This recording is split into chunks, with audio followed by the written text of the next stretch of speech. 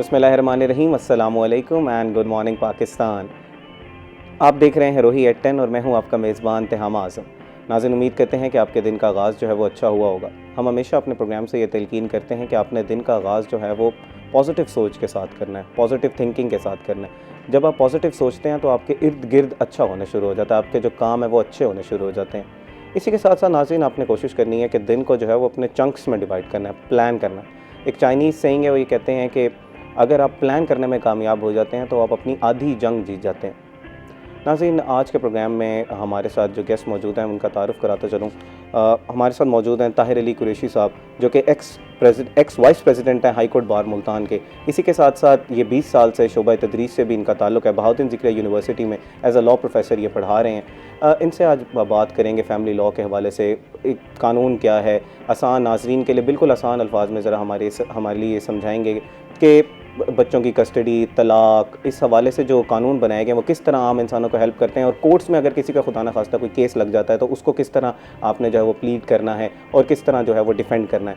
इन्हीं के साथ हमारे साथ मौजूद होंगे सलमान ज़मीर साहब, जो कि रिपोर्टर हैं रोही टीवी के। इसी के साथ साथ एंकर पर्सन के फ़राइज़ भी सर अंजाम दे रहे हैं। इनसे जो मुल्तान में मुख्तलिफ जो तरक्याती काम हो रहे हैं, जिन कुछ कामों में ताख़ीर आ रही है, उस हवाले से ग्राउंड रियलिटी जानने की कोशिश करेंगे कि इस वक्त मुल्तान में किन तरक्याती कामों का आगाज़ कर दिया गया है, अवाम इस बारे में क्या कहती है, अवाम क्या इन तरक्याती कामों से खुश है, ये अवाम जो है वो नाला है। अस्सलाम वालेकुम सर, कैसे हैं? अल्लाह के शुक्र सर, वालेकुम सलाम रहमतुल्लाहि व बरकातहू। जनाब, हमारा क्योंकि मॉर्निंग शो है, हम हमेशा अपने गेस्ट से जो है वो ये जानने की कोशिश करते हैं कि वो अपने दिन का आगाज़ जो है वो किस तरह करते हैं, क्योंकि हम हमेशा तलकीन करते हैं कि आपने अच्छा सोचना है, अच्छी तरह दिन का आगाज़ करना है, ब्रेकफास्ट करना है, एक्सरसाइज करनी है। आपकी रूटीन क्या है सर? मेरी रूटीन ये है जी, मैंने अलार्म लगाया हुआ है, मैं 5:30 पे उठ जाता हूँ। ओके। उसके बाद मैं नमाज और तमाम चीज़ों से, जिस्मानी ज़रूरियात से फ़ारिग होकर फिर मैं एक्सरसाइज और वॉक के लिए, वहाँ से वापसी होती है मेरे 7:30 बजे। ओके। और फिर मैं ऑफिस के लिए तैयार होकर, अगर डिस्ट्रिक्ट कोर्ट में केस है मेरा तो मुझे 8 बजे पहुँचना है, फिर मैं और अर्ली चलूँगा घर से तो 8 बजे कोर्ट में हूँगा, और अगर हाई कोर्ट है तो वो 9 बजे स्टार्ट होती है। हमें प्रैक्टिस में ये बेनिफिट है कि हम केस की टाइमिंग के हिसाब से चलते हैं। अगर मेरा केस है अर्ली हियरिंग में तो मैं 9 बजे कोर्ट में पहुँचूँगा हाई कोर्ट, और अगर केस है मेरा रेगुलर हियरिंग में, मुझे पता है वो 10 बजे के बाद उसकी शुरू होगी हियरिंग, तो मैं 10 बजे वहाँ पहुँचूँगा। इसी तरह डिस्ट्रिक्ट कोर्ट में, ट्रायल कोर्ट जो है हमारी, वहाँ पे जो है अगर मेरा केस है ट्रायल में, मुझे पता है एविडेंस जो है वो 10-11 बजे के बाद शुरू होगी, तो कोर्ट्स जो है पहले तलबी के या रिमांड के केसेस जो हैं उनको टेकअप करते हैं। फौजदारी मैटर हो तो रिमांड के केसेस को टेकअप करती हैं, मुल्ज़िमान की हाज़िरी वगैरह, बेल मैटर को। और अगर सिविल मैटर है तो उसमें वो उनकी तलबी और जो अर्जेंट मैटर होते हैं उनको देखा जाता है। लिहाजा फिर अगर सिविल में दूसरे मैटर हों, एविडेंस हो ख़ास तौर पर, या हमारी आर्गूमेंट्स की बात है, तो वो अमूमन 10 से 11 बजे के बाद ही शुरू होता है। इस तरह हम अपने टाइम मैनेज करके चलते हैं कि मुझे कौन सी कोर्ट में पहले जाना है। जिस कोर्ट का केस पहले हो मैं वहाँ पहले जाता हूँ, जिस कोर्ट का केस बाद में हो वहाँ बाद में चले। ताहिर साहब, क्योंकि आज हमने ख़ुसूसी तौर पर जो है वो प्रोग्राम आज हमने फ़ैमिली लॉ के हवाले से करना है, ज़रा हमें समझाइएगा कि फ़ैमिली लॉ के कोर्ट्स किस तरह की हैं, फ़ैमिली लॉ के कानून किस तरह के हैं, और किस तरह के केसेस को जो है वो ये लॉ डील करता है। ऐसा है कि फैमिली लॉ जो है ये एक स्पेशल इनेक्टमेंट है। ओके। तो ये होता तो है इसके लिए अलहदा ही जज, जिसको हम फैमिली जज कहते हैं, लेकिन हमारे सिस्टम में चूँकि ऐसा हालात नहीं है, तो हमारी कोर्ट्स ने, सेशन कोर्ट साहब ने ये जो है डिवाइड कर दिया, यही काम जो है उनको दे दिया कि जो सिविल जजेस हैं। ओके, सिविल जजेस, ठीक है। तो उस पर फिर वो कहलाया जाता है सिविल जज कम फैमिली जज। ओके। हम जब केस एड्रेस करेंगे, उनको कोई केस दायर करते हैं, हम लिखते हैं बाअदालत जनाब सिविल जज साहब उबलीग बा इख्तियार, या उबलीग या बा इख्तियार जज फैमिली कोर्ट मुल्तान। ओके। जिस तहसील का वो हो उसके वो दायर होगा। तो इस तरह वो इख्तियारात सिविल जज को हैं। अब यहाँ पे ये ज़रूर कर दिया गया कि हर सिविल जज को वो नहीं है, उन्होंने स्पेसिफाई कर दिया है कि सिविल केसेस, फैमिली मैटर जो हैं, ये जजेस जो हैं उनके पास जाएंगे, उनकी नॉमिनेशन होती है, और वो अमूमन महीने बाद, 4 महीने बाद वो चेंज भी होती रहती है, तो फिर वो केसेस ट्रांसफ़र हो जाते हैं उन जजेस के पास। तो इस तरह वो उनके साथ पास ही होता है कि सिविल केसेस के साथ साथ फैमिली केसेस भी उसी कोर्ट में होते हैं। ठीक है। तो इस तरह ये, और लेकिन एक बात ज़रूर है कि फैमिली कोर्ट जो होती है वो साथ साथ फैमिली ही नहीं, वो गार्डियन कोर्ट भी होती है। बिल्कुल, मैं यही समझना चाह रहा था कि फैमिली कोर्ट के पास केसेस अब किस तरह के हाँ, वो फैमिली कोर्ट जो है वो फैमिली कोर्ट के पास उससे, चूंकि वो अटैचमेंट है। ओके। एक खातून अपना केस फाइल करती है कि मुझे मेरा हस्बैंड जो है वो मेरा नान नुफ्का नहीं दे रहा, डेली नीड्स, तो साथ में चूंकि उसके बच्चे भी हैं जी। 1 2 3 4 जितने भी उसके बच्चे हैं, तो उनकी भी अटैचमेंट है। ओके। वो उनकी गार्डियनशिप मांगती है या उनकी कस्टडी या उनकी वेलफेयर या उनके अखराजात, then the court it deals as a guardian court. Okay. तो इस तरह उसको डबल पावर रोल आ जाता है, पावर सेम है। जज सिविल जज ही है, लेकिन वो अब वो काम कर रहा है बतौर सिविल जज, बतौर फैमिली जज, बतौर गार्डियन जज। और एक और बात, जो भी इस लेवल के केसेस होते हैं, इवन के वही जज बतौर रेंट कंट्रोलर भी काम करते हैं। ओके। रेंट ट्रिब्यूनल उसे कहते हैं कि रेंट के मैटर जो केसेस हैं, अलहदा एक्ट है, अलहदा वो उसका सारा सेटअप है, लेकिन उनको वो इख्तियार भी दिया होता है। तो जब एक जज बतौर सिविल कोर्ट के काम करता है, then he is a civil जज। जब वही जज अगर वो क्रिमिनल केसेस को काम कर रहा है, then he is called magistrate. Okay. जज वो ही है, लेकिन काम वो बतौर जिस रोल का रोल प्ले कर रहा है। और अगर वो फैमिली मैटर को टेकअप कर रहा है, then he is a family जज। और then if he is dealing with the matters of the guard and ward के बच्चा और उसके माँ बाप के मुतालिक है, तो फिर वो he is called to be the guardian जज। और इसी तरह अगर वो रेंट मैटर को डील कर रहा है, then he called to be the rent tribunal. तो इस तरह उसको बहुत सारे मैटर्स को एक ही जज देख रहा होता है। अच्छा, अब जो केस की नौयत पे आ जाते हैं, जब एक खातून जो है वो तलाक के हवाले से, चले एक एग्जांपल के हम तौर पर ले लेते हैं, तो अब जब तलाक के हवाले से केस होगा तो उसमें गार्डियनशिप का केस भी आ जाएगा, उसमें हर तरह के केसेस, तो वो अब एक सिविल जज जो है वो इन सारे केसेस को डील करेगा। Exactly, you are very much right. Okay. वो एक ही जज वो तमाम मैटर्स को देखेगा। अच्छा, मैं आपसे कोई इसमें ऐड कर दूं, आज से 20 साल पहले तक एक खातून को कई केसेस करने पड़ते थे। अच्छा। हाँ, जस्ट लाइक देखिए, अगर वो अपने नान नुफ्का मांगती है कि मेरा डेली नीड का खर्चा मेरा अपना दिया जाए फीमेल का, तो वो एक केस करती थी। ठीक है। फिर वो बच्चों को मांगती तो वो अलहदा उसके लिए केस करती थी। फिर अगर वो कहती कि मेरा सामान जहेज भी मुझे दिलवाया जाए, वो उसके लिए अलहदा करती थी। फिर वो अगर अपना हक मेहर मांगती, हालांकि हक मेहर जो है वो ज़रूरी नहीं है कि तलाक के वक्त लिया जाए। ठीक है। वो हक मेहर की एक मुख्तलिफ मुअज्जल और गैर मुअज्जल, मुअज्जल और गैर मुअज्जल है। तो वो she can demand at any stage कि वो उसके साथ रह भी रही है फिर भी मांग सकती है। तो अगर वो हक मेहर मांगती तो भी अलहदा से केस करती। इस तरह वो मल्टीपल केसेस हो जाते थे। लेकिन आज से 20 साल पहले इन सब को कंबाइन कर दिया कि एक फीमेल एक ही पिटीशन में, एक ही पिटीशन केस में तमाम चीज़ें एक ही केस में मांग सकती है। ठीक है। बजुज सिवाय इसके कि बच्चों की अगर गार्डियनशिप मांगती है तो उसके लिए उसे कोर्ट वही होगी, लेकिन सूट अलहदा फाइल करेगी कि मुझे इसकी गार्डियनशिप लीगली भी मुझे दी जाए।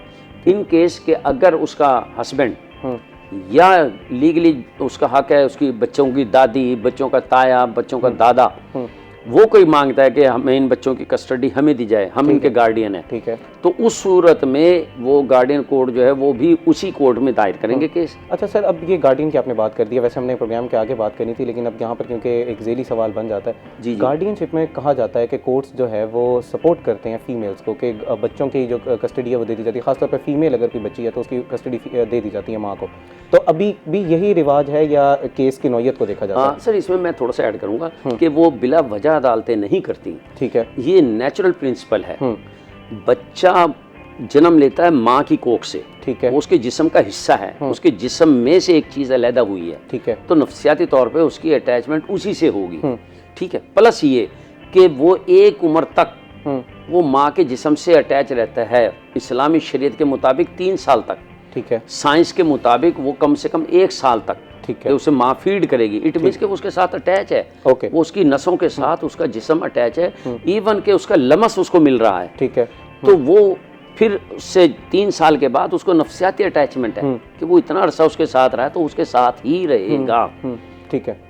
ये तो आगे बच्चे की अटैचमेंट। दूसरी तरफ काउंटर है वार्ड गार्डियन इनकी माँ। जी जी। अब जो माँ है बाप के मुकाबले में माँ चूंकि उसके साथ रही है, वो माँ के जिस्म से निकला है, वो माँ ही उसे फीड करती रही, माँ ही उसे रखती रही है अपने साथ, लिहाजा माँ जो है वो उसको ज़्यादा अटैचमेंट होती है उस बच्चे से। ओके। तो इन दोनों प्रिंसिपल्स की वजह से बच्चे की अटैचमेंट और माँ की अटैचमेंट, उन दोनों की वजह से ये कहा जाता है और माना जाता है कि ये माँ का हक ज़्यादा है। ठीक है।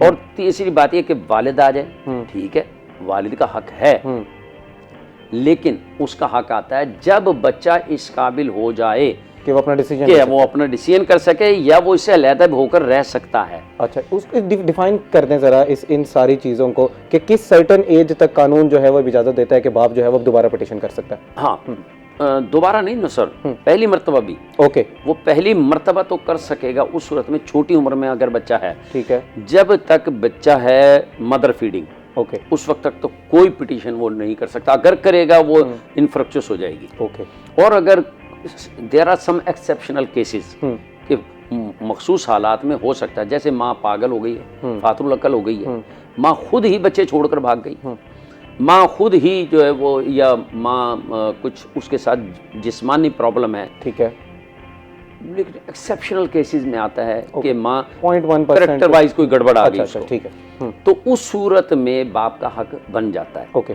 बाप इज ए नेचुरल गार्डियन कि उसका हक है। अब जब बेबी फीडिंग से है जी नाबालिग, जी, अब नाबालिग जो है हमारे लॉ में बेटा जो है वो 10 साल की उम्र तक, ठीक है, बेटी को लॉ ने हक दिया है जब तक कि उसकी शादी ना हो जाए। चलिए इसको ज़रा कंप्लीट चलें, हम इसको नाज़रीन ब्रेक के बाद इसको को डिस्कस करेंगे। इस वक्त तो एक ब्रेक का हमारे साथ रहिएगा।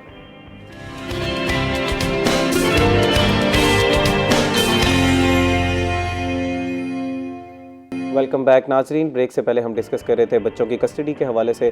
ताहिर साहब से हम गुजारिश करेंगे वहीं से अपनी बात को कंटिन्यू कीजिएगा। ताहिर साहब, हम बच्चों की कस्टडी के हवाले से बात कर रहे थे कि एक सर्टन एज तक तो माँ को इजाज़त है कि वो बच्चे वहीं उस माँ के पास रहेंगे, लेकिन एक सर्टन जैसे बालिग एज को जो बच्चा पहुँच रहा है तो वो आप डिफ़ाइन कर रहे थे कि वो एज क्या है कानून के मुताबिक? हाँ, कानून के मुताबिक वो है कि जब बच्चा अपनी राय खुद दे सके, जिसे उर्दू में कहेंगे साहिबुर राय हो जाए, यानी कि बच्चा अपना अच्छा बुरा खुद समझ सके, और उसे अमूमी तौर पे हमारे हाई जो है ना सुपीरियर कोर्ट्स, अपीलेट कोर्ट्स जिन्हें कहते हैं, ओरिजिनल ज्यूरिसडिक्शन इन्हें हासिल है, वो नंबर 1 पे हमारी सुप्रीम कोर्ट पाकिस्तान, उसके बाद आ जाती है हमारी फेडरल शरीयत कोर्ट इस्लामिक लॉ में, ये फैमिली लॉ के हवाले से, और उसके बाद आ जाती है हमारे उसके पैरेलल भी कह सकते हैं हाई कोर्ट है हमारी। इनके जो फैसले होते हैं वो हमारे लिए डायरेक्शन के हैसियत रखते हैं। Not only the president but even उससे बढ़कर बात करें तो हमारे लिए डायरेक्शन की हैसियत रखते हैं। इसमें मैं एक और ऐड कर दूं पब्लिक की प्रूडेंस के लिए, जिस पे अमल नहीं किया जाता, लेकिन हकीकत यही है जिस पे हमारे अक्सर दोस्त वकला भाई अमल नहीं करते या उसको इस्तेमाल नहीं करते। अमल तो करेंगे, इस्तेमाल नहीं करते कि हाई कोर्ट और सुप्रीम कोर्ट का अगर एक केस में फैसला है, बिल्कुल सेम वैसे ही फैक्ट्स दूसरे केस में आज हम प्लीड कर रहे हैं ट्रायल कोर्ट में, यानी कि सिविल कोर्ट में या सेशन कोर्ट में, और हम उसकी हाई कोर्ट या सुप्रीम कोर्ट के फैसले की कॉपी पेश करते हैं कि जनाब इसी तरह का मैटर था, यही फैक्ट्स थे, यही मामला थे, और इसमें सुपीरियर कोर्ट ने ये फैसला दिया है, तो आप इसे फॉलो करें इसमें। ठीक है। और वो ट्रायल कोर्ट यानी कि लोअर कोर्ट उसे फॉलो नहीं करती, उसके खिलाफ फैसला करती है, तो ये मैंडेटरी है कि उस कोर्ट के खिलाफ उस बड़ी अदालत के लिए की तरफ से तौहीन अदालत की कार्रवाई होगी। ठीक है। ये इतना ज़बरदस्त बाइंडिंग है निचली कोर्ट्स पर, लेकिन अमूमन यहाँ ख्याल नहीं किया जाता। ठीक है। ये तो बड़ी कोर्ट्स के बातें हैं, वो तो वो इवन लॉ को नहीं मानते थे, डायरेक्ट जो लॉ है उसका क्या रोल। यहाँ तो फैमिली लॉ के मुतालिक है कि 4 महीने में अदालत जो है केस फाइल होने के बाद उसका फैसला करेगी। होता ही है कि 2-2 साल लग जाते हैं, वो पेशें चल रही हैं, फैसले होना दूर गया, और वो इल्ज़ाम डाल देते हैं सारा वकीलों पर। भाई वकील एक तरफ से आप हैं तहामा साहब, एक तरफ से मैं हूँ, आप चाहते हैं केस लंबा हो कि 2 महीने बाद की पेशी पड़े, मैं कहता हूँ नहीं जी ये कल ही इसको सुना जाए इस केस को। फैसला तो जज साहब कर रहे हैं ना, बिल्कुल, वो देखेंगे कि क्या चीज़ सही है, वो फैसला करें। तो यहाँ पे असल लाइबिलिटी आती है कोर्ट की। ठीक है। इस पे अगर किसी वक्त बात करेंगे सैर हासिल में आपको मैं बड़ा इस पे एक्सपीरियंस हूँ, और बहरहाल इस वक्त मैं बच्चों की हद तक रहता हूँ। तो बेटा जो है उसके लिए एज कंसीडर की जाती है 10 साल के बाद बाप का हक बन जाता है। ठीक है। वही मैं नेचुरल प्रिंसिपल अर्ज करूंगा कि क्योंकि उससे पहले पहले बच्चे की नीड ऐसी होती हैं कि वो माँ ही पूरी कर सकेगी, उससे जिस्मानी और नफ्सियाती। ठीक है। तो दूसरी बात ये कि वो अभी थोड़ा थोड़ा आहिस्ता आहिस्ता इससे अलहदा होने की आदत डालेगी पड़ेगी उसे। जबकि बेटी जो है, बेटी बाप को मिलने का हक है शादी के बाद। अच्छा। जब बेटी शादी के काबिल हो जाए, ओके, तो शादी जो है वो एक तो ये कि खर्चे की हद तक बाप पाबंद है उसका, शादी तक उसका खर्चा देने का, लेकिन मिलेगी उसे बलूगत के। अब समझा जाता है कि जैसे ही बच्ची को बलूगत हुई, वो कब हुई इस्लाम के मुताबिक, तो किस शोबे से ताल्लुक थी। अगर वो भेड़ बकरी वालों की बच्ची है, वो तो 11 साल में शादी के काबिल हो गई। ठीक है। अगर वो शहरी लोगों की बच्ची है तो वो 16 साल की उम्र में शादी के काबिल हुई। बहरहाल हमारे मुल्क के कानून के मुताबिक जब बच्ची बालिग हो जाए, ठीक है, बालिग होने के हमारे यहाँ मुख्तलिफ क्राइटेरिया है जो एक फिजिकल साइंस है, साइंस होते हैं। तो मेल इस पे ज़रा गुफ्तगू करेंगे। मैं सलमान की तरफ जाना चाह रहा हूँ। ज़रा कुछ स्टोरीज हमने वो डिस्कस करनी है कि बच्चों की कस्टडी के बारे में भी, और बाप क्या मिल सकता है या नहीं मिल सकता, इसके पर भी हम डिस्कस करेंगे। सलमान, अस्सलाम वालेकुम, कैसे हैं आप? अल्हम्दुलिल्लाह, आप सुनाओ? अल्लाह ठीक। सलमान, बड़ी सहरासत गुफ्तगू हो रही थी, सर को हमने जो है वो ब्रेक लगाना पड़ा क्योंकि हमें आपकी तरफ आना था। नहीं, कोई मसला नहीं है, मेहमान है हमारे और बड़ी अच्छी गुफ्तगू है क्योंकि हमारे व्यूअर्स को जो है वो इन्फॉर्मेशन ही मिल रही है। बिल्कुल, क्योंकि इसके ऊपर कोई बात नहीं करता। फैमिली लॉ जो है तहामा, उसके ऊपर कोई भी बात नहीं करता। लोगों को पता ही नहीं है कि फैमिली लॉ क्या होता है। और आजकल जितनी शराब बढ़ रही है तलाक की, उसका सबसे बड़ा जिम्मा जो है ना, वो मैं इस मोबाइल को देता हूँ कि ये मोबाइल के अंदर जो हम रील्स देखते हैं और एक फ्यूचरिस्टिक सोच अपनी बना लेते हैं कि यार ये चीज अगर दूसरे ने की है, यार वो सिर्फ अपनी व्यूअरशिप हासिल करने के लिए कर रहा होगा, उसको ये या फिर वो उसकी अर्निंग हो रही होगी तो वो उसे अर्निंग हासिल करने के लिए कर रहा होगा। उसके अलावा इस चीजों को लोग समझते नहीं, बैकग्राउंड भी नहीं पता होता कि उसका फैमिली बैकग्राउंड क्या है। दूसरा, उसके पास स्पॉन्सर्स हैं, आपके पास स्पॉन्सर्स नहीं है। यार स्क्रिप्टिंग होती है ना। बात ये है कि जो आजकल रील्स बन रही हैं या आजकल जो शॉर्ट व्लॉग्स बन रहे हैं, वो सारी की सारी स्क्रिप्टिंग है। बिल्कुल। आप इवन के अपने जितने भी बड़े बड़े जिस वक्त पाकिस्तान के सो कॉल्ड यूट्यूबर्स जो हैं, वो अपनी फैमिलीज जो दिखाते हैं, वो सारी की सारी स्क्रिप्टिंग है अपने व्यूअरशिप हासिल करने के लिए। मगर उसके पीछे बरक्स उसके बैकग्राउंड्स क्या हैं, क्या चीजें चल रही होती हैं, वो तो वही जानते हैं, मगर वो लोगों के सामने नहीं लाते। तो वो झूठ लेकर आ रहे हैं। जब आप झूठ के साथ अपने आप को बाइंड करते हैं ना, तो आपकी जो इनर फीलिंग्स हैं वो अटैच होना शुरू हो जाती है। वो कहते हैं यार मेरा पार्टनर ऐसा क्यों नहीं करता, मेरा पार्टनर ऐसा क्यों नहीं करता, मेरा पार्टनर ऐसा दिखता क्यों नहीं है। एग्जैक्टली। फिर लड़ाई झगड़े कहते हैं जी ठीक है, ओके, सेपरेट हो जाते हैं। फिर रही सही कसर जो है वो यंगस्टर्स फिर फोन पे पूरी कर देते हैं, ये फीमेल हो या मेल हो, उसके बाद जो चांस मिलता है वो सौ रही सही कसर वकील हजरात निकाल देते हैं। जुडिशियल वकील तो फिर खड़े हैं, वो चक्कर लगवा के कोर्ट्स के, तो वो कहते हैं ठीक है जी आओ फिर।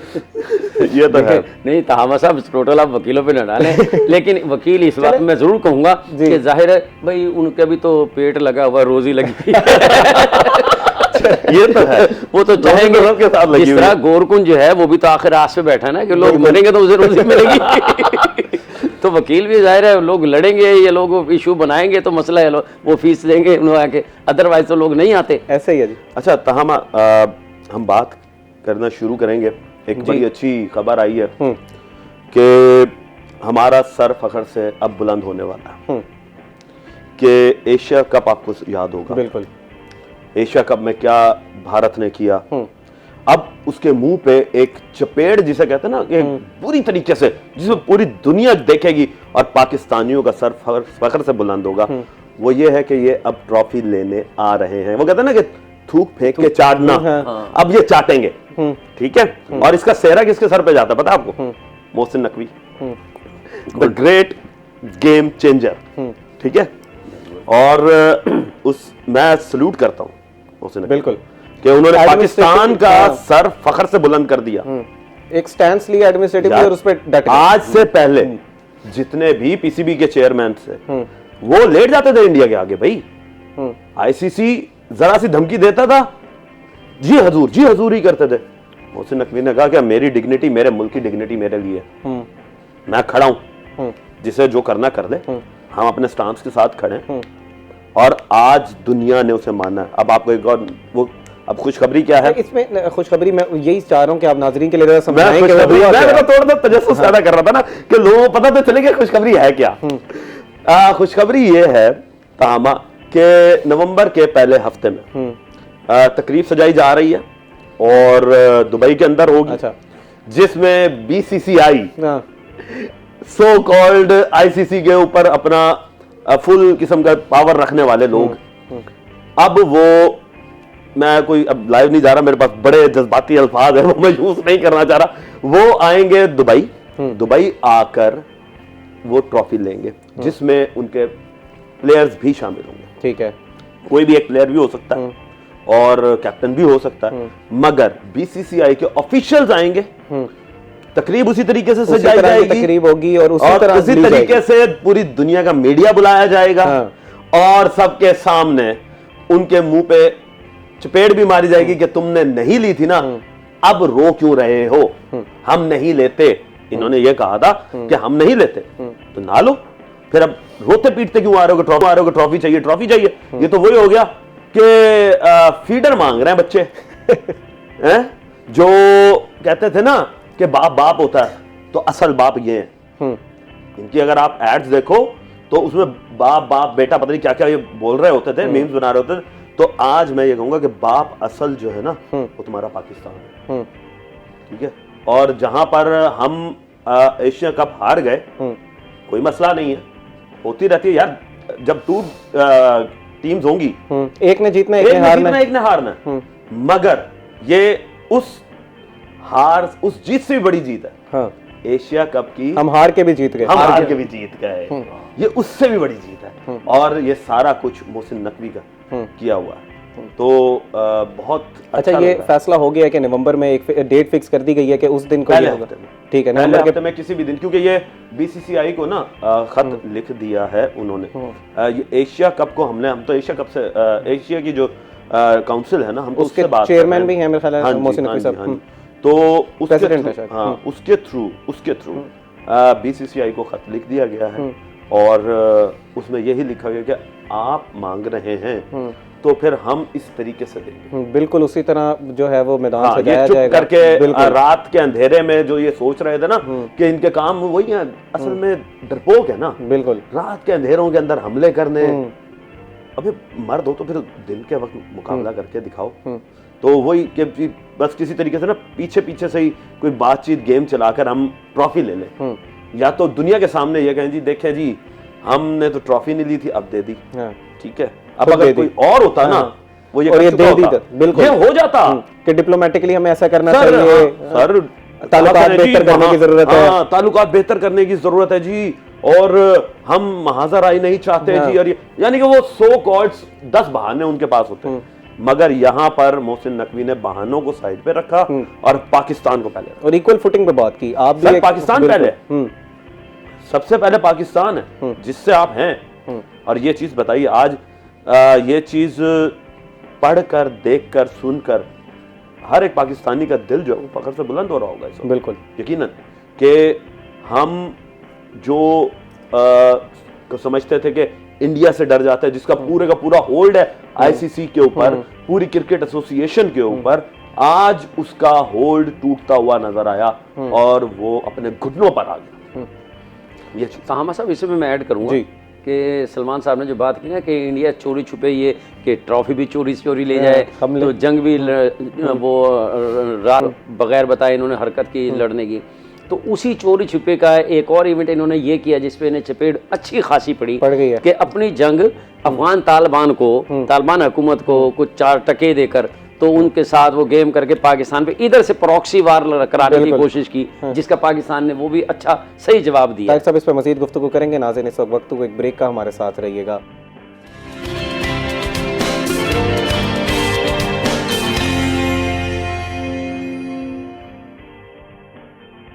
वेलकम बैक नाज़रीन। ब्रेक से पहले हम डिस्कस कर रहे थे एक लैंडमार्क जो डिसीजन लिया गया है, एक बहुत एडमिनिस्ट्रेटिवली बहुत स्ट्रॉन्ग एक स्टांस लिया गया, उसके ऊपर डट के मोहसिन नकवी साहब मज़ीद भी इस हवाले से जो है वो जानने की कोशिश करते हैं सलमान से कि मैं चाहूँगा कि वो ज़रा डेट्स के साथ हमें ज़रा तफसीलन बता दें कि इसके अंदर अब मज़ीद किस डेट को ये तकरीब मुनक़्क़िद की जाएगी और किस तरह ये सारा जो है वो मामला सजेगा, एक दफ़ा दोबारा मैदान सजाया जाएगा। इसके बाद कुछ मुल्तान के जो तरक्याती काम हैं उसके हवाले से हम डिटेल जानने की कोशिश करेंगे सलमान से। जी सलमान, मैं चाहूँगा ज़रा हम लोग थोड़ा क्योंकि इमोशनली चार्ज हो गए थे, जज्बात में बह गए, नाज़रीन के लिए ज़रा स्टैट्स के साथ हमें समझा दें कि अब किस नवंबर की किस डेट को जो है ये मैदान सजाया जाएगा और कौन से डिप्लोमेटिक लोग जो हैं वो इस ट्रॉफ़ी को रिसीव करने के लिए आएंगे। तो हम आप इसमें आपको मैं ये बताऊं कि जो ख़त अभी लिख कर दिया है, ठीक है, उस पर अभी अप्रूवल जो है वो BCCI की तरफ से आनी है। ओके, वो उन्होंने ये मान लिया। पहले ये ज़रा थोड़ी सी होती है ख़त किताबत से, हालांकि अब आप सोच रहे होंगे कि यार इतने जदीद दौर में टेलीफोन हैं, 2 मिनट में फ़ोन उठाओ और कर लो। ये रिटन फॉर्म में जारी होती है चीज़, ठीक है, ताकि एक आपका जो हिस्ट्री है वो सेव होती रहे।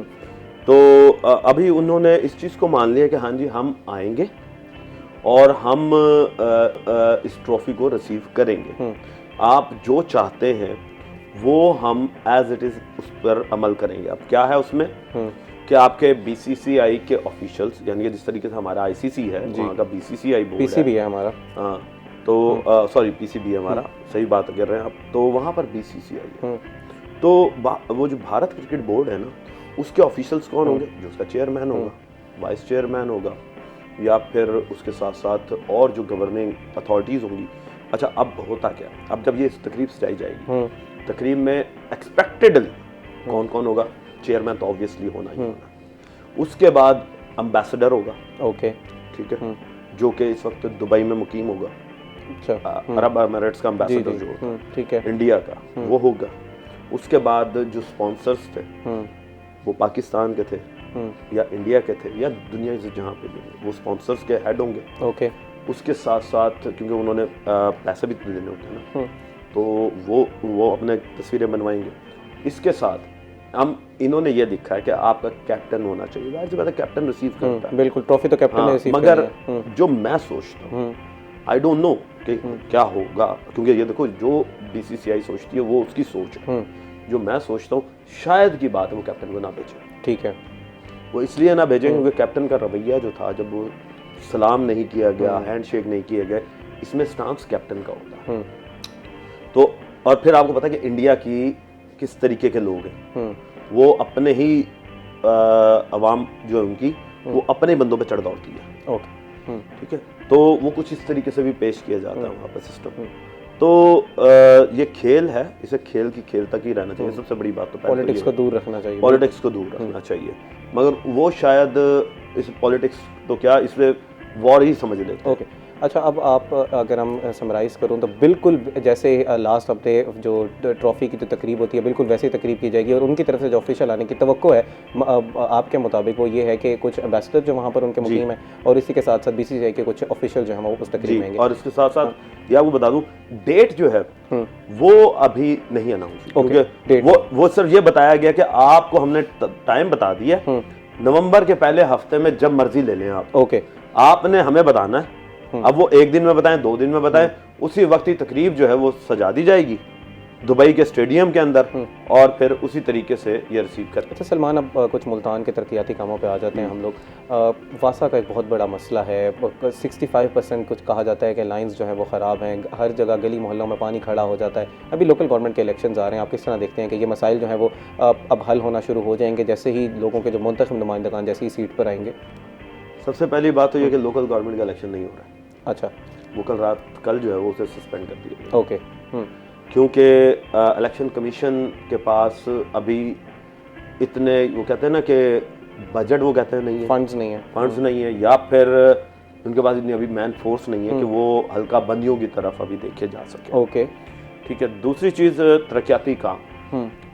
देखो, तरक्याती काम तो हो रहे हैं, तरक्याती कामों में सिर्फ सेवरेज नहीं आता, सेवरेज से हटके भी चीज़ें। तरक्याती कामों में रोड डेवलपमेंट है, आपके रूट्स डेवलपमेंट है, आपके स्ट्रक्चर बिल्डिंग है आपके शहर की, और एनवायरमेंटल सेवियर के लिए भी आप जो काम करते हैं वो भी आपके तरक्याती कामों में एनवायरनमेंट के हवाले से क्या काम किया जाता है, क्योंकि अभी स्मोक आ रही है, उसके हवाले से मुल्तान में क्या किया जा रहा है? जी उसके लिए तहामा इस वक्त जो ज़िला इंतज़ामिया है ना, उसने रोज़ाना की बुनियाद पर मीटिंग्स तो कर रही है, मगर आप ये देखें कि अवाम में शऊर दिलवाना सबसे बड़ी अवेयरनेस कैंपेन्स की अवेयरनेस कैंपेन्स जो हैं वो देहाती एरियाज के अंदर करनी है। बिल्कुल यार देहातियों को मुझे ये नहीं समझ आती कि या फिर हम अपनी आवाम को ही ले लें जो इस पे आवाम पे आने से पहले कोई प्लान तरतीब दिया गया ज़िला इंतज़ामिया की तरफ से? मैं वो समझना चाह रहा हूँ कि इस वक्त क्योंकि स्मोक बिल्कुल मौसम जो है वो डेंस हो रहा है, कुछ डेंस नहीं हो रहा, रोजाना की बुनियाद पे स्मोक इंडेक्स बढ़ रहा है मुल्तान का, और ये बड़ी पिछले साल हमने देखा कि बहुत बुरे हालात थे बिल्कुल स्मोक के, जिसमें सिर्फ ये कह देते हैं इतना कि जी सिर्फ ये जो भट्टे वाले हैं ये ज्यादा इसमें किरदार अदा करते हैं, जबकि उसके बरक्स दूसरी चीज ये नजर आती है कि यार बड़ी बड़ी फैक्ट्रियां भी हैं, अब उनके ऊपर कोई हाथ नहीं डालता। तो अब जो हमारे कमिश्नर हैं उन्होंने ये चीज अब कन्वे की है अपने नीचे सबॉर्डिनेट्स को कि आप एक टीम बनाएं और जितनी भी फैक्ट्रियां हैं ऐसी उनकी लिस्ट जारी करें, ठीक है, और अगर वो नहीं करते तो फिर उसके बाद उनके खिलाफ एक्शन लें। मगर जो नीचे सबॉर्डिनेट्स हैं क्या उनके पास इतने इख्तियारात हैं? सवाल ये पैदा होता है। पूरा इदारा है बड़ा, EPA का इदारा है, एनवायरमेंट प्रोटेक्शन एजेंसी है बड़ी हमारी, वो उसका काम है ये करना, फैक्ट्रियों के ऊपर छापे मारना, स्मोक के हवाले से भट्टों पे छापे मारना, प्लास्टिक के हवाले से काम करना। तहामा मैंने अभी क्या कहा है, क्या उनके पास इख्तियारात हैं? इख्तियारात, और किसके पास हैं इख्तियारात? कौन से इख्तियारात? सील करना उनके इख्तियार में है, और जो ऊपर बैठा है ना फैक्ट्री का मालिक, वो 2 सेकंड के अंदर सील खुलवा देता है। पावर तो ये हो कि EP जो है एनवायरमेंटल कंट्रोल जो डिपार्टमेंट है वो फैक्ट्री को खोले ही ना, 3 महीने 4 महीने के लिए सील ही रखे। उसके पास हैं ये इख्तियारात, वो जुर्माने कर सकते हैं, भारी जुर्माने की। आप बात नहीं समझ रहे भाई, उससे ज्यादा ताकतवर तो फैक्ट्री का मालिक है, उसके इख्तियारात MNAs MPs तक हैं, उसके इख्तियारात DC कमिश्नर के खुद बंदों तक हैं। फिर सबसे बड़ी बात क्या है कि अगर वो जाते हैं वहां पर तो भाई उनके डिपार्टमेंट के बंदों को, वो हैं कितने बंदे यार, एक गाड़ी में 3 से 4 बंदे होते हैं, फैक्ट्री के अंदर सैकड़ों वर्कर होता है। अब वो अगर सील करने जाता है पहले तो बंदों को बाहर निकालेगा, ये तो नहीं कि बंदों समेत अंदर ही बंद कर देगा, उल्टा वो तो उसकी अपनी नौकरी दाव पे लग जाएगी कि भाई जब बंदे अंदर थे तूने बंद किस तरह कर दी, ठीक है। तो उसको प्रोटेक्शन कौन देगा? वो जब जाता है तो ये सैकड़ों बंदे एकदम उसे यरगमराल बनाने की कोशिश करते हैं या उसके ऊपर हमला करने देने की कोशिश करते हैं, वो बेचारा क्या करेगा? हाँ, DC जब जाता है उसके साथ पूरा स्क्वाड होता है। आप कभी देखना जब DC कहीं भी छापा मारने जाएगा या कुछ करने जाएंगे तो DC साहब के साथ पुलिस के डाले होंगे अच्छे खासे। यार EPA भी बुला सकता है सलमान, बुला सकता है। क्या पुलिस उसे प्रोटेक्शन देती है? आपस में कोऑर्डिनेशन ही नहीं है दोनों डिपार्टमेंट्स की। सबसे बड़ा फुकदान जो पुलिस के साथ आता है और डिपार्टमेंट्स का आता है वो ये है कि छोटे डिपार्टमेंट्स जो है उनका लाइजॉन ही नहीं होता पुलिस के साथ। आप सबसे ज्यादा दूर ना जाओ, कारपोरेशन को ले लो, तजावुजात के ऊपर कार्रवाइयां करने जाते हैं, जब उन्हें रेजिस्टेंस का सामना होता है पुलिस कहां होती है? पुलिस कहां होती है? पुलिस नहीं होती। काम कोऑर्डिनेशन की जरूरत है, स्मोक के हवाले से एक बिल्कुल प्लान देने की, तरतीब देने की जरूरत है जी। और सबसे बड़ी बात यह कि बड़ी फैक्ट्रियों के ऊपर लगाम डालने की जरूरत है। और ये जितने सियासतदान है या असर रसूख रखने वाले बंदे हैं, भाई ठीक है वो आपको सपोर्ट करते होंगे, फंडिंग भी करते होंगे, मगर आप ये नहीं जानते कि वो पूरी अवाम के लिए वबाल जान बन रहे हैं। अच्छा सलमान, अब गंदम के रेट्स पे आ जाते हैं, 3500 रुपये मुख्तस कर दिए गए हैं गंदम में। क्या देखते हैं कि यार ये रेट बिल्कुल सही मुख्तस किए गए हैं या जैसे पहले 4000 रुपये चल रहा था वो रेट बिल्कुल ठीक था? देखें अगर हम पिछले साल की निस्बत देखें ना तो ये बहुत अच्छा रेट है, ठीक है। तो हम 2000 2200 2100 इस पे गंदम बिकी है, और अब आकर मरियम नवाज साहिबा ने 3500 रुपये जो मुख्तस किए हैं। अच्छा, उससे पहले मुझे ज़रा ये समझा दें, आप इस बात को भी एक्सप्लेन कीजिएगा, इस वक्त अभी हम D2C हो रहा है, डायरेक्ट टू कंज्यूमर जा रहे हैं, ये दोबारा वही जो मिडल मैन वाला कानून था वो दोबारा लागू कर दिया गया है? ज़रा इसको समझा। मिडल मैन वाला कानून ही लागू हो गया, ठीक है। वो क्यों? इसलिए कि अब आप ज़िलाबंदी दोबारा हो गई, अब आप जिले से बाहर नहीं बेच सकते। ठीक है। तो ऑब्वियसली जाहिर सी बात है फिर दरमियान में मिडल मैन आ जाता है ओके बेचने के लिए।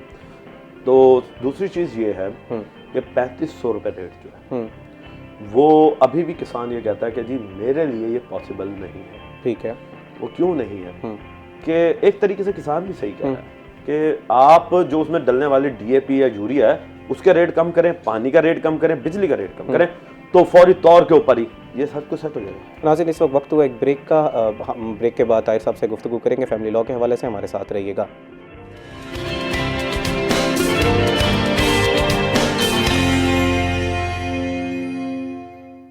वेलकम बैक नाजरीन। ब्रेक से पहले हम लोग गुफ्तगू कर रहे थे एनवायरनमेंट के हवाले से और तरक्याती कामों के हवाले से, और ये जानने की कोशिश कर रहे थे कि इस वक्त मुल्तान में स्मोक के हवाले से ख़ास तौर पर क्या क्या स्टेप्स लिए जा रहे हैं। डॉक्टर ताहिर हमारे साथ मौजूद हैं, उनसे हम ज़रा गुफ्तगू करते हैं। ताहिर साहब, ज़रा फैमिली लॉ के हवाले से, हम कस्टडी के हवाले से गुफ्तगू कर रहे थे कि हमने ये बात कर ली कि एक सर्टन एज के बाद बच्चे को ये इख्तियार मिल जाता है कि वह बाप के पास जाए या माँ के पास जाए। अच्छा, उससे पहले बच्चों के मिलने के हवाले से हमें ज़रा बताइएगा, इजाज़त किस टाइम तक होती है, बाप कितनी दफ़ा मिल सकता है? कुछ कहा जाता है कि कोर्ट्स में आके मिलने, कुछ पेरेंट्स जो हैं वो ये कहते हैं कि कोर्ट्स का उस तरह का माहौल नहीं है, हम नहीं मिलना चाहते। तो इस हवाले से ज़रा तफसीलन बताइएगा। हाँ जी, इसमें देखिए ऐसा है कि बच्चों को जो है पेरेंट्स की रिक्वेस्ट पर मेनली ये उस सूरत में होता है जब बच्चे माँ की कस्टडी में देती है कोर्ट। अच्छा, एक और पहलू है इसमें जी कि बच्चे होंगे माँ की कस्टडी में, उनके अखराजात देगा बाप, क्योंकि लीगली बाप पाबंद है उसके तमाम वेयर एंड टेयर के, उसके एक्सपेंसेस, उसके ज़रूरियात पूरी करने का। ओके। अब वो उसमें मैं ज़रूर ऐड करूँगा कि यहाँ पे हमारे जस्टिस सेल्ला, उन्हें जन्नत नसीब फरमाए, फौत हो गए, हमारे वकीलों में से थे चौधरी अब्दुल सत्तार गुराया साहब जी। उन्होंने पहली मरतबा आज से कोई 15 साल पहले की बात है, भावलपुर बेंच पे उन्होंने डिटेल वो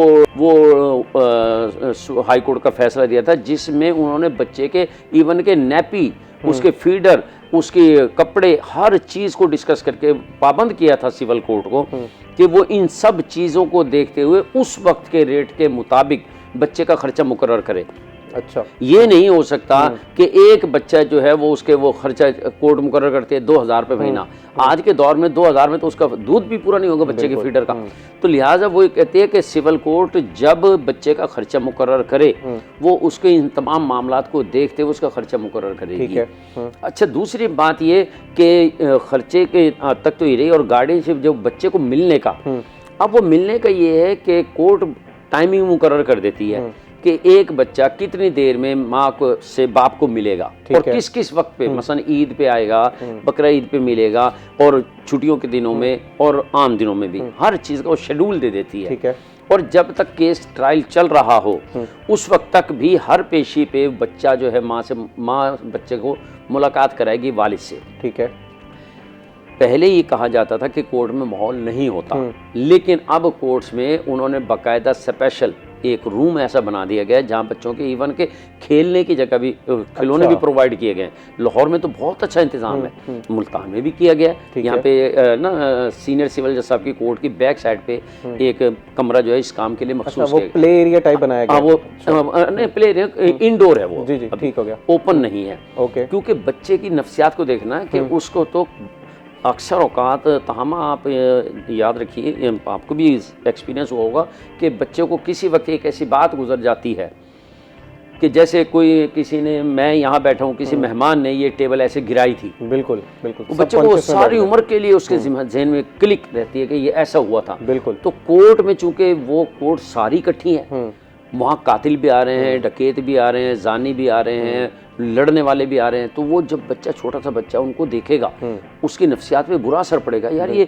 छड़ंग छड़ंग की जो आवाज़ आ रही है, जो हथकड़ियों में कैदी जा रहे हैं जिनको कड़की लगी हुई है, कि पाँव में भी हथकड़ी है, बेड़ी है, उसके हाथ में हथकड़ी है, और वो उसके जब चलता है तो एक मखसूस आवाज़ पैदा होती है उसके चलने से, तो ये बच्चे के दिमाग में फीड हो जाती है। वो कहते हैं यार ये क्या आवाज़ थी, वो उसे तजस्सुस होता है, वो फिर जराइम की तरफ आहिस्ता आहिस्ता चलता है। बिल्कुल। और तो, जब वो तवातर से मिलेगा ऐसे ही माहौल में तो उसके ऊपर असर पड़ेगा। फिर ये भी देखा जाता है कि वो अदालत पाबंद करती है माँ बाप को कि उसको बच्चे को जब मिलेंगे तो उनका आपस का रवैया क्या हो। बिल्कुल। वहाँ पे अक्सर देखा गया है कि माँ बाप एग्रेसिव होते हैं। रूटीन में तो ये है, हमेशा नहीं, कि माँ थोड़ा सा एग्रेसिव होती है क्योंकि सेपरेशन हुई होती है ना मियाँ बीवी में, तभी तो बच्चे कोर्ट में आके मिल रहे हैं माँ बाप से। तो वो फिर माँ का रवैया कुछ अमली तौर पे मैंने जो देखा है वो रूड सा होता है और वो बड़ा एग्रेसिव सा, या ये भी समझता हूँ बाज़ हालात में तो वो बच्ची या माँ जो है वो साइको हो जाती है थोड़ी। अच्छा। मैं यही समझता हूँ कि जो उसका रवैया बताता है, वैसे तो वो आप यकीन कीजिए she will at least master degree holder, बिल्कुल डिग्री तो उस पर मास्टर है, लेकिन उसका एटीट्यूड बता रहा होता है कि शी इज़ रॉन्ग, क्योंकि अब नॉर्मल है वो। तो अब बच्चा मजबूरी है कि लॉ कहता है कि बच्चा माँ के पास रहेगा। अब वो जब बच्चे को बाप से मिलवाने का वक्त होता है वहाँ भी वो ऐसे ही रवैया रखती है। ठीक है। आप यकीन कीजिए माँ के ऐसी हरकतें देखें, वो तो इवन जज साहब से भी सर ताहिर साहब हमारे पास बिल्कुल, क्योंकि लास्ट 35-40 सेकंड है, मैं आपसे ये जानना चाहूँगा कि अगर कोर्ट्स के फैसले पे इन्फोर्समेंट नहीं होती तो कोर्ट्स फिर उन फैसलों को इन्फोर्स किस तरह कराती है? कोर्ट्स को इख्तियार हासिल है। ठीक है। कोर्ट बाई जो ना बैलफ के थ्रू उससे अमल करा सकते। बैलफ ये अपनी फोर्स है? हाँ, हमारी कोर्ट की जो अपना होगा जो बाई फोर्स काम अगर करवा सके, किसी ऑर्डर पे इम्प्लीमेंट करवा सके, दैट इज कॉल्ड बैलफ। वो कोर्ट की तरफ से उनकी अपनी प्रॉपर यूनिफॉर्म है। और मुल्तान में एट लीस्ट आई थिंक 100 के करीब स्टाफ है इसका, जो इस पे अमल दरामद करवाते हैं। और क्योंकि मुल्तान डिस्ट्रिक्ट एक बहुत बड़ा डिस्ट्रिक्ट है, तो इनको बैलफ ये उसे बैलफ कहते हैं, वो उसके जरिए अमल करा सकते हैं। वो भी अमल न कर पाए तो फिर पुलिस। ताहिर अली कुरैशी साहब बहुत शुक्रिया आज प्रोग्राम में तशरीफ़ आने का, हमने बहुत इन डिटेल गुफ्तगू की। उम्मीद करते हैं कि नाजरीन को भी कुछ मसाइल का जो है वो उनका हल निकला होगा। सलमान ज़मीर आपका बहुत शुक्रिया, बहुत हमने सहरासल गुफ्तगू की, बहुत सारे टॉपिक्स को हमने टच किया। नाज़रीन उम्मीद करते हैं कि प्रोग्राम का ये सेगमेंट आपको अच्छा लगा होगा। ब्रेक के बाद हमारे साथ मजीद गेस्ट भी होंगे। We will be right back.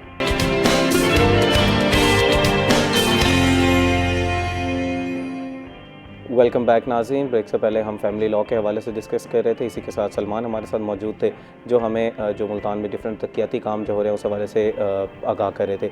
इस वक्त हमारे साथ मौजूद हैं समीरा मंजूर, जो कि ट्रैफिक पुलिस की एक रिप्रेजेंटेटिव हैं, ड्राइवर इंस्ट्रक्टर के तौर पर वहाँ पर काम कर रही हैं। इनसे गुफ्तगू करेंगे कि फ़ीमेल के ड्राइविंग के हवाले से ख़ास तौर पर क्या क्या इक़दाम उठाए जा रहे हैं, कितने फ़ीमेल जो हैं वो पुलिस ऑफिसर्स वहाँ पर मौजूद हैं, ड्राइविंग के जो स्कूल कायम किए गए हैं ट्रैफिक पुलिस के हवाले से। इसी के साथ साथ अब एक रुझान बढ़ रहा है, फ़ीमेल जो है वो ख़ुद अपने कम्यूट के लिए कुछ स्कूटीज़ ले रही हैं, उसको इस्तेमाल कर रही हैं, तो क्या उनको भी रजिस्टर कराने की ज़रूरत है व्हीकल को? इसी के साथ उनके लाइसेंस को किस तरह जो है वो फ़ीमेल हासिल कर सकती हैं, इस हवाले से तफसीलन गुफ्तगू करेंगे। इनके साथ हमारे साथ मौजूद हैं डॉक्टर नसीम अब्बास, जो कि चाइल्ड साइकोलॉजिस्ट हैं। इनसे आज हमने बात करनी है गेमिंग के हवाले से, कि हम नेगेटिव इम्पैक्ट्स की बहुत बात करते हैं कि बच्चे जो है वो गेम्स खेलते हैं तो उसके ऊपर जहन के ऊपर एक नेगेटिव इम्पैक्ट पड़ता है। आज हम जानने की कोशिश करेंगे कि क्या कोई पॉजिटिव इम्पैक्ट भी है, जैसे क्रिटिकल थिंकिंग एबिलिटी उनकी बेहतर होती है, उनके अंदर एक टीम स्पिरिट बढ़ती है और उनको जो स्ट्रेटेजिक थिंकिंग है वो आती है।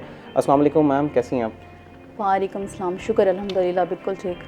मैम मुझे ज़रा बताइएगा कि इस वक्त मौजूदा सूरत हाल क्या है ड्राइविंग के हवाले से अगर हम बात करें तो इस वक्त कितने इंस्ट्रक्टर मौजूद हैं, ख़ासतौर पर फीमेल कितने इंस्ट्रक्टर मौजूद हैं और क्या क्या सहूलियात दी जा रही हैं? हमारे जितने भी ड्राइविंग स्कूल हैं उन सब में फ़ीमेल ड्राइविंग इंस्ट्रक्टर हैं। ओके। थ्योरी में भी और प्रैक्टिकल में भी। ओके। उन सबको हम जैसे प्रैक्टिकल में फ़ीमेल्स के साथ फ़ीमेल्स होती हैं, हमारे हर ड्राइविंग स्कूल में मौजूद हैं। इसी तरह से जब आप प्रैक्टिकल के लिए जाते हैं वहाँ भी फ़ीमेल्स के लिए फ़ीमेल होती हैं जो उनको प्रॉपर गाइड करते हैं। थ्योरी में उनको ट्रैफिक रूल्स रेगुलेशन बताए जाते हैं और जब वो ड्राइविंग सीखते हैं प्रैक्टिकल में जाते हैं उनको बाकायदा बताया जाता है, रोड की सेंस बताई जाती है, उनको डिस्टेंस बताया जाता है, उनको गाड़ी से मुतल्लिक़ सब कुछ बताया जाता है। अच्छा, कितने देर की ये ट्रेनिंग होती है, ख़ासतौर पर फीमेल्स के लिए कितना टाइम लग जाता है अगर कोई आपके पास स्कूल में आ गई हैं तो? देखिए हमारा जो ड्यूरेशन वैसे तो 3 वीक्स का होता है। 1 वीक की हमारी थ्योरी क्लास होती है जिसमें फ़ीमेल्स को हमारे पास ड्राइविंग सिमुलेटर है, उसके थ्रू हम पहले उनको वो भी उसके ऊपर ड्राइविंग सिखाते हैं और उनको थ्योरी में उनको पढ़ाया जाता है ट्रैफिक रूल्स रेगुलेशन। उसके बाद 2 वीक्स की उनकी क्लास होती है जो कि प्रैक्टिकल की क्लास होती है। फर्स्ट वीक में अगर वो गाड़ी सीख रहे हैं तो उनको मैनुअल गाड़ी पे सिखाया जाता है, सेकंड में उनको ऑटो गाड़ी पे सिखाया जाता है और जो उनका लास्ट वीक होता है उनका टेस्ट लिया जाता है। लेकिन अगर कोई हमारा स्टूडेंट ऐसा है जो नहीं सीख पाता तो आरपीओ साहब की तरफ से उनके लिए एक स्पेशल फेवर है कि उनको सिखाया जाता है जब तक उनको ड्राइविंग ना आ जाए, 10 डेज़ में या 20 डेज़ में, जब तक, क्योंकि हमारे अफसरान की तरफ से यही होता है कि ज़्यादा से ज़्यादा सहूलियात दी जाएं। आपको पता है कि सीएम पंजाब साहिबा भी यही चाहती हैं, वो बहुत अच्छे स्टेप्स ले रही हैं। आपको पता ही है कि वो चाहती है कि हमारी जो ख़वातीन हैं बाइख्तियार हो, हर फील्ड में कार हाय सर अंजाम दें, हर फील्ड में आगे हों। बहुत सारे स्टेप्स लिए जा रहे हैं, बहुत सारे स्टेप्स। ज़रा एक विविड से एक पिक्चर हमारे लिए क्रिएट कीजिएगा। एक फ़ीमेल है, जैसे अगर आज मेरी वालदा जो है वो एक एजड खातून है, वो आपके पास आज एक ड्राइविंग स्कूल में एडमिशन ले लेती हैं। अब उनको सिखाना ज़रा एक मुश्किल अमल है, क्योंकि वो एक उस सर्टन एज में है, तो कोई एज की तो कोई बारिंग नहीं है कि इस एज की ख़वातीन ही हमारे पास आएंगी या यंग ख़वातीन आ सकती हैं, तो उनको फिर किस तरह सिखाया जाएगा? देखिए, सबसे पहली बात यह है कि यंग हमारी जो गर्ल्स होती हैं उनकी पिकिंग पावर बहुत अच्छी होती है, जो जैसे कि आप मदर कह रहे हैं, तो जाहिर है तो पिकिंग पावर में थोड़ा डिफरेंस हो सकता है, लेकिन हम उनको अपने स्टूडेंट्स हमारे जितने भी होते हैं तो हम उनको ऐसे लेते हैं जैसे 3 to 4 इयर्स का बच्चा होता है, उनको हम स्टेप बाय स्टेप सिखाते हैं और वो बहुत आसान होता है। एक आपकी बात, बल्कि एक अच्छा सवाल था, हमारे पास एक रिटायर आई थी, स्कूल की टीचर थी, तो हमारे पास गाड़ी सीखने आई तो वो भूल जाती थी, उसको बताते थे क्लच कहाँ है, ब्रेक कहाँ है, मतलब हम लोग खुद उनकी हेल्प कर रहे थे, लेकिन मैनुअल गाड़ी में वो सीख नहीं पा रही थी। तो अब मुझे भी शौक हुआ कि मैं इनसे, एक होता है ना कि पूछें कि इस एज में ये क्यों सीख रही हैं, क्यों सीखना चाह रही हैं। तो उन्होंने बताया कि उनके हस्बैंड की डेथ हुई है, बेटियां हैं, उनकी शादी हो गई है और मेरी फ्यूचर प्लानिंग यही है कि मैं क्रीम में गाड़ी चलाऊं। फिर हमने फोकस किया, उनको ऑटो गाड़ी सिखाई और वो अब इस वक्त जो है वो काम कर रही हैं अपना, जो आपसे इंशाल्लाह कर रही होगी, क्योंकि हमने उनको ऑटो गाड़ी पे सिखाया, क्योंकि फिर हमने उनको यही कहा कि आपने ऑटो गाड़ी लेनी है, क्योंकि देखें मैनुअल गाड़ी में थोड़ा आपको पता है कि जैसे आपने कहा कि एज का डिफरेंस है, अब बाज ऐसी भी होती हैं पिक कट जाती हैं, बाज जो है फिर हम उनको उनके मुताबिक उनको करते हैं कि आपने इस ट्रैक पे जाना है, आपने ये गाड़ी ले लें, लेकिन ऑटो गाड़ी वो चला लेती थी, मैनुअल में उनको इशू आ रहा था, उन्होंने पिक किया। उसी एग्जांपल पे रहते हैं जो आपने कोट की अभी, अब वो फीमेल जो हैं वो आपसे सीख के गई, आपने उनको लाइसेंस इशू कर दिया था या उसका फिर वो उन्होंने अलहदा से टेस्ट दिया लाइसेंस के लिए? नहीं, उनका जब लास्ट वीक खत्म हुआ तो उसके बाद उनको लाइसेंस इशू कर दिया गया। अगर वो ना पिक करती तो हम लाइसेंस इशू ना करते। आपको पता है कि ये ड्राइविंग एक स्किल है, टास्क है, अगर आपके पास स्किल नहीं है तो अगर हम उसको लाइसेंस इशू कर देते हैं तो जाहिर है रोड यूज़र जब वो बनेगी कोई ना कोई हादसा होगा। जी बिल्कुल। और इंस्ट्रक्टर को पता होता है, अगर वो आपको कहता है, ये भी नहीं होता कि आपने लर्नर बनवाया है, लर्निंग प्रोसेस में है और आप गाड़ी निकाल के रोड पे आ जाएं, ये भी बिल्कुल नहीं करना आपने, ठीक है। आपके जब तक लर्निंग का जो प्रोसेस होता है और आपका जो इंस्ट्रक्टर होता है आपको कह नहीं देता कि अब आप रोड पे गाड़ी चला सकते हैं, उस वक्त तक आप रोड पे नहीं आ सकते। ठीक है, अब ये तो हो गया ना आपका एक बहुत वेल मैनेज सिस्टम है ट्रैफिक पुलिस का। यूजुअली इसकी फीस मुझे ज़रा बता दें, फिर मैं ज़रा प्राइवेट सेक्टर पे जाना चाहूँगा, मैं आपसे ज़रा वो भी समझना जो हमारी ड्राइविंग सिखाने की फीस है 7,000 है कार की, और बाइक की हमारी 3,000। और ये फीमेल और मेल दोनों के लिए यही फी है? Same fees. ओके। इसमें अब आप थियोरेटिकल भी सिखा रहे हैं, आप प्रैक्टिकल भी सिखा रहे हैं, इसी के साथ साथ जो टेस्ट पास कर जाते हैं उनको आप लाइसेंस इशू करते हो, और लाइसेंस की अलग फीस होती है। लाइसेंस की तो वो एक जो फी है, साल की आप बनवाते हैं तो उसकी अलग होगी, 5 ईयर की आप बनवाते हैं तो उसकी अलग होगी। जैसे अगर बाइक की बनवा रहे हैं, आप लाइसेंस बनवाने गए हैं तो साल का तकरीबन 2,000, और अगर आप 5 ईयर का बनवाते हैं तो तकरीबन 4,000 होगा, और मेडिकल फीस होगी 500, और आपका जो TCS होके आएगा आफ्टर लाइसेंस उसकी फीस होगी 480 रुपीज़। अच्छा, अब सिमुलेटर पे हमें समझ आ गया कि आपने थियोरेटिकल के साथ जब फर्स्ट वीक में आपने सिमुलेटर पे लेके आना है, वो तो एक आप अपने ऑफिस में सिखा सकते हैं। प्रैक्टिकल कहाँ कराया जाता है? वो रोड्स पे कराया जाता है या आपके पास कुछ ग्राउंड्स हैं वहाँ पर सिखाया जाता है? ग्राउंड्स हैं हमारे, आप देखें कि DHA में हमारा ड्राइविंग स्कूल है, ओके, वहाँ पे उनको प्रैक्टिकल वहीं सिखाया जाता है। ठीक है। सीतलमाड़ी है, वहाँ भी हमारा ड्राइविंग स्कूल है, किले पे ड्राइविंग स्कूल है, उसके अलावा RP ऑफिस में ड्राइविंग स्कूल है, ठीक है। वहाँ पे थ्योरी क्लास होती है और थाना कैंट की बैक साइड पे उनको प्रैक्टिकल दिया जाता है, उनको रोड पे भी लाया जाता है, ये जो चुंगी नंबर 1 है इस साइड पे, ये नहीं, उनको बताया जाता है। इसी तरह से हमारा विहाड़ी चौक के साथ फातिमा कॉलोनी है, वो प्रॉपर कॉलोनी बनी हुई है, सड़कें हैं, वहाँ पे ट्रैफिक चल रही होती है, ठीक है। जब हमें लगता है, पहले हम उनको सड़कों पे ही चलवा रहे होते हैं, लेकिन जब हमें लगता है कि ये अब इस काबिल हो गया है हमारा स्टूडेंट कि हम इसको ट्रैफिक में ला सकते हैं, फिर उनको वहाँ पे ट्रेनिंग दी जाती है बाकायदा। शुजाबाद, जलालपुर, हमारे हर जगह ट्रेनिंग, थ्योरी क्लासेस भी होती हैं, उनके प्रैक्टिकल उनको रोड पे दी जाती है। ओके मैम, अब ये बताइएगा कि जो प्राइवेट सेक्टर है वहाँ पर भी सिखाया जा रहा है, क्या उन प्राइवेट सेक्टर की जो ड्राइविंग स्कूल्स हैं उनको रजिस्टर होना होता है ट्रैफिक स्कूल के, जो आपके ट्रैफिक के कवानीन है, या कोई इस तरह का लाए अमल है कि उन्होंने रजिस्टर होना है ट्रैफिक पुलिस के पास? वो रजिस्टर का तो मेरा नहीं ख्याल कि वो लोग रजिस्टर होते हैं, लेकिन 2-3 स्टूडेंट ऐसे आए हैं या मेरे नॉलेज में, मतलब मेरे सामने आए जिन्होंने डिस्कस किए हैं। कुछ कानून है कि आपने रजिस्टर कराना है पहले स्कूल्स को? हमारे स्कूल तो रजिस्टर जाहिर है ट्रैफिक पुलिस की तरफ से है, और उनके जो प्राइवेट हैं जाहिर है उनका तो हमारे से कोई कंसर्न नहीं हो सकता ना, हम तो ट्रैफिक पुलिस के हैं, ट्रैफिक से रिलेटेड है, हमारे स्कूल्स हैं। मैं वही समझना चाह रहा हूं कि वो भी तो पॉपुलेशन को सिखा रहे हैं, वो भी तो वो देखिए वो सिखा रहे हैं, वो आपको ट्रैक पे सिखा रहे हैं, ना तो आपको ट्रैफिक रूल्स रेगुलेशन पता चलेंगे। आपकी जब थ्योरी क्लास ही नहीं हुई है, आप मुझे बताएं, आपको ट्रैफिक रूल्स रेगुलेशन का पता नहीं चलेगा, लेन लाइन का, हार्ड शोल्डर, सॉफ्ट शोल्डर, ये सारी चीजें आपको नहीं होंगी। ट्रैफिक का स्ट्रक्चर होता है, जैसे रोड का स्ट्रक्चर होता है, हर चीज का एक स्ट्रक्चर होता है, मतलब सारी चीजें आपको जब आप उस चीज में आते हैं तो पता चलता है। एक निज़ाम होता है, लाइक हमारा भी एक निज़ाम है, सिस्टम है, आईजी साहब, एडिशनल आईजी साहब, ठीक है, डीआईजी साहब हो गए, सीपीओ साहब, आरपीओ साहब, ठीक है, एसपी साहब, डीएसपी, इस तरह से हमारे इंस्पेक्टर होते हैं, फिर टीडब्ल्यू होते हैं, टीएस, यानी हर चीज़ का एक सिस्टम होता है। तो हम एक थ्रू प्रॉपर चैनल, हमारा एक सिस्टम चल रहा है, और वो लोग थ्योरी क्लास को स्किप कर देते हैं, ठीक है। तो ट्रैफिक रूल्स रेगुलेशन तो नहीं आएंगे, वो एक ड्राइवर बन जाएंगे मुझे लगता है। लेकिन स्टूडेंट्स वहाँ से जो आए हैं उनका इशू ये था, वो कहते हैं कि ब्रेक होती है उनकी लेफ्ट साइड पे, जो हमारे पास बाद में उनसे ट्रेनिंग लेने के बाद हमारे पास आए, उन्होंने कहा कि हम वो खुद कंट्रोल कर रहे होते हैं जो प्राइवेट सेक्टर में होते हैं। तो देखिए, अगर कंट्रोल वो करें तो आप क्या कर रहे हैं वहाँ पे। तो इसलिए मेरे ख्याल में तो ट्रैफिक का जो है ड्राइविंग स्कूल, वो मेरे ख्याल में मैं तो उसको प्रेफर करूंगी अपनी लड़कियों के लिए भी, और ये सेफ एंड साउंड है। जब हमारी बच्चियां यहाँ पे आती हैं, सिक्योर होती हैं। ओके, अच्छा, ये आपने बाइक के हवाले से भी बात की और गाड़ियों के हवाले से। अब ज़रा फीमेल सेंट्रिक हम हो जाते हैं कि आजकल बड़ा रुझान है स्कूटीज़ का, और फीमेल्स जो हैं वो स्कूटीज़ खरीद रही हैं। उस हवाले से क्या ट्रेनिंग आपको आपके स्कूल्स में दी जा रही है स्कूटी के हवाले से? जी जी बिल्कुल, हमारी जो बच्चियाँ हैं उनको स्कूटी की ट्रेनिंग दी जा रही है, और बहुत अच्छे तरीके से दी जा रही है। आपको पता है कि फीमेल्स जो बच्चियाँ हैं हमारी, उनमें पिकिंग पावर बहुत अच्छी है। थोड़ा सा इशू आपको पता है कि हमारे सिस्टम का भी है कि बच्चियां या ख़वातीन जो भी होती हैं घर से बाहर कम निकलते हैं। चूँकि हम वर्किंग वूमेन हैं तो हम तो निकलते हैं, लेकिन वैसे फीमेल्स का रुझान कम होता है। उन्होंने साइकिल, बाइक कुछ नहीं चलाया होता, जिसकी वजह से जब वो आती हैं उनके अंदर थोड़ा सा कॉन्फिडेंस की कमी होती है। लेकिन जब वो ड्राइविंग सीट पर बैठते हैं, उनको पहले ब्रीफिंग दी जाती है, उसका बताया जाता है, उसके बाद वो बहुत अच्छे तरीके से अपनी स्कूटी चलाती हैं, सीखती हैं, और आपने रोड पर देखा होगा बहुत अच्छे तरीके से चला रही हैं। बिल्कुल। डॉक्टर साहब, मैं आपसे बात करना चाहूँगा, हमने आज इस तरह का टॉपिक रखा है गेमिंग के हवाले से। आपको क्या लगता है कि ये जो अभी गेमिंग का रुझान बहुत ज़्यादा बढ़ रहा है, बहुत बड़ी इंडस्ट्री है ई गेमिंग जो है, हमारे जो पाकिस्तान की कुछ टीम्स जो हैं वो नुमाया कामयाबियाँ भी हासिल कर रही हैं। जहाँ पर हम नेगेटिव इम्पैक्ट्स की बात करते हैं, वहाँ पर कोई पॉजिटिव इम्पैक्ट भी है गेमिंग का बच्चों के ऊपर, बच्चों की नशोनुमा के ऊपर? जी बहुत शुक्रिया।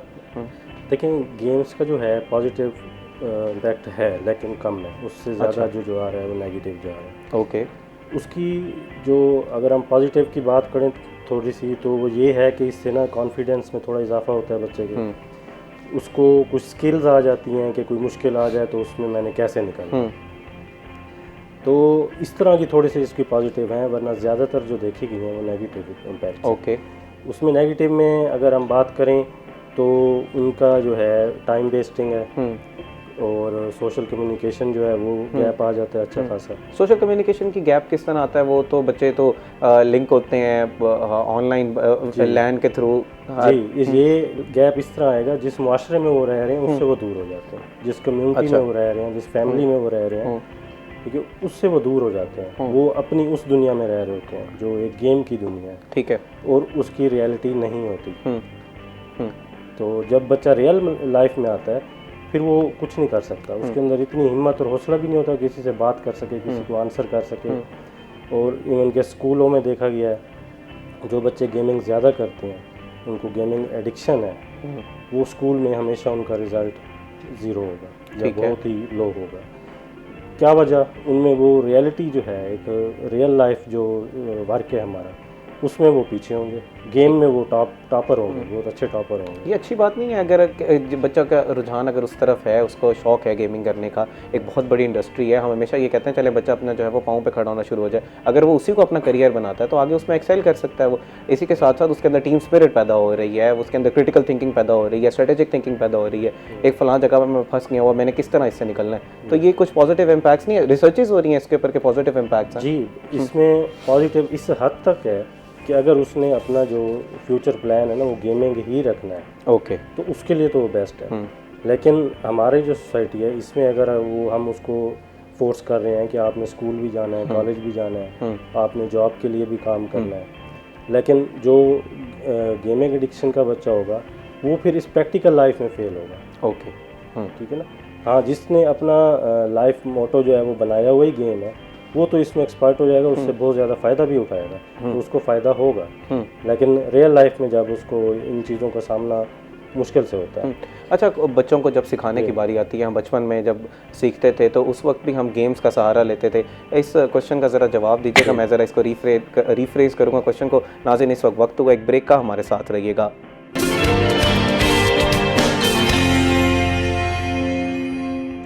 वेलकम बैक नाज़रीन। ब्रेक से पहले हम गुफ्तगू कर रहे थे गेमिंग के हवाले से और ख़ास तौर पर गेमिंग का हम असर देखना चाह रहे थे कि इस वक्त क्या असर होता है बच्चों के ऊपर। उससे पहले इस वक्त हमारे साथ हसन मलिक मौजूद हैं जो कि हमें वेदर के बारे में आगाह करेंगे। जी हसन।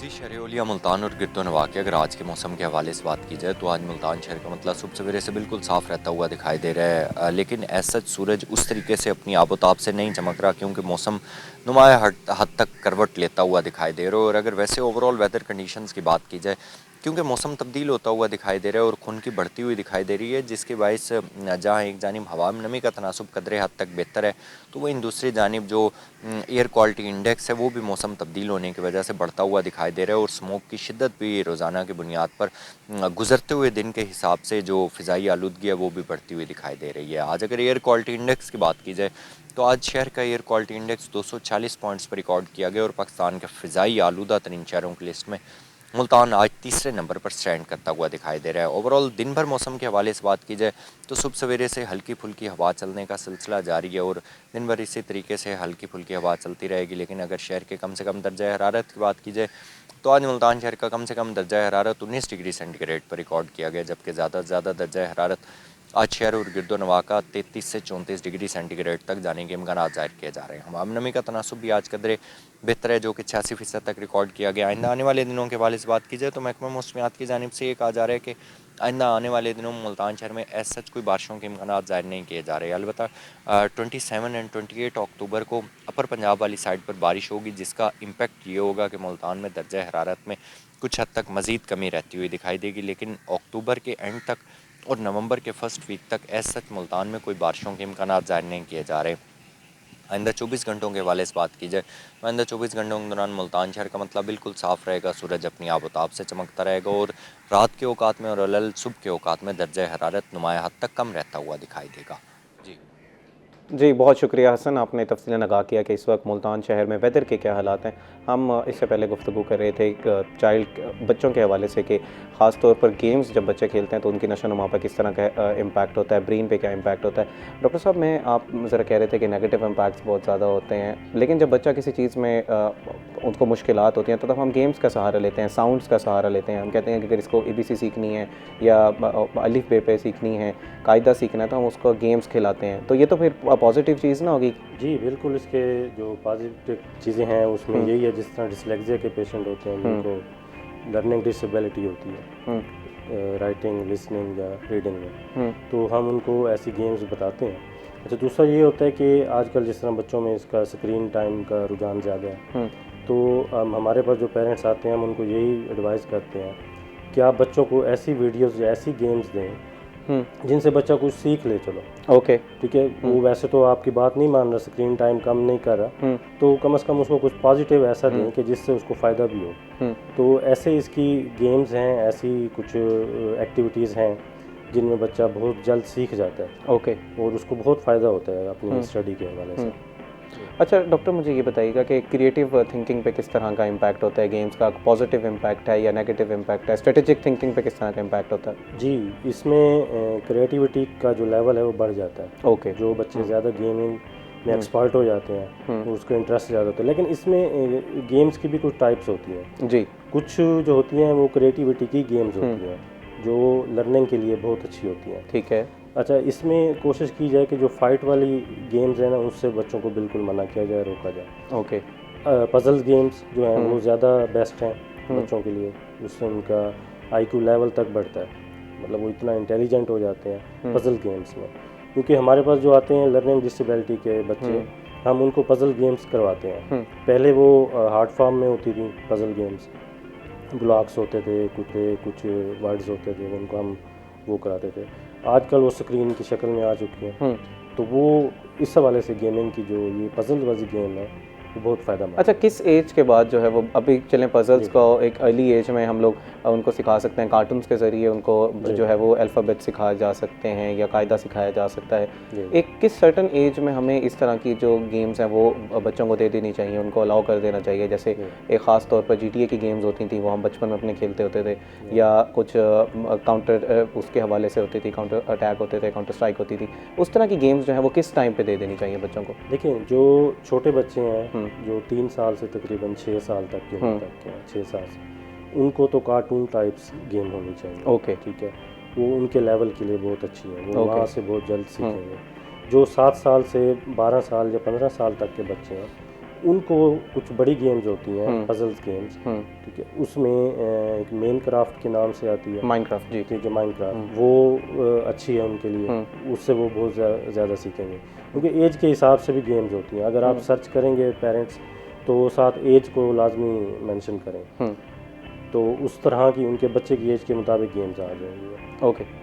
अच्छा सर, इसमें एडिक्शन का भी आप जिक्र कर रहे थे कि एडिक्ट हो जाते हैं बच्चे, तो एडिक्शन बच्चों में किस तरह जो है वो हमें नज़र आएगी कि बच्चा जो है वो गेम का एडिक्ट हो चुका है, और एडिक्शन है क्या, ख़ास तौर पर बच्चे के लिए, वो ज़रा डिफाइन कीजिएगा। जी, एडिक्शन इसकी हम जो साइन एंड सिम्टम्स देखेंगे वो ये होंगी कि अगर आप बच्चे से मोबाइल लेंगे तो उसने शोर मचा देना, उसने रोना शुरू कर देना। ओके। ये एक एडिक्शन की पहली अलामत है।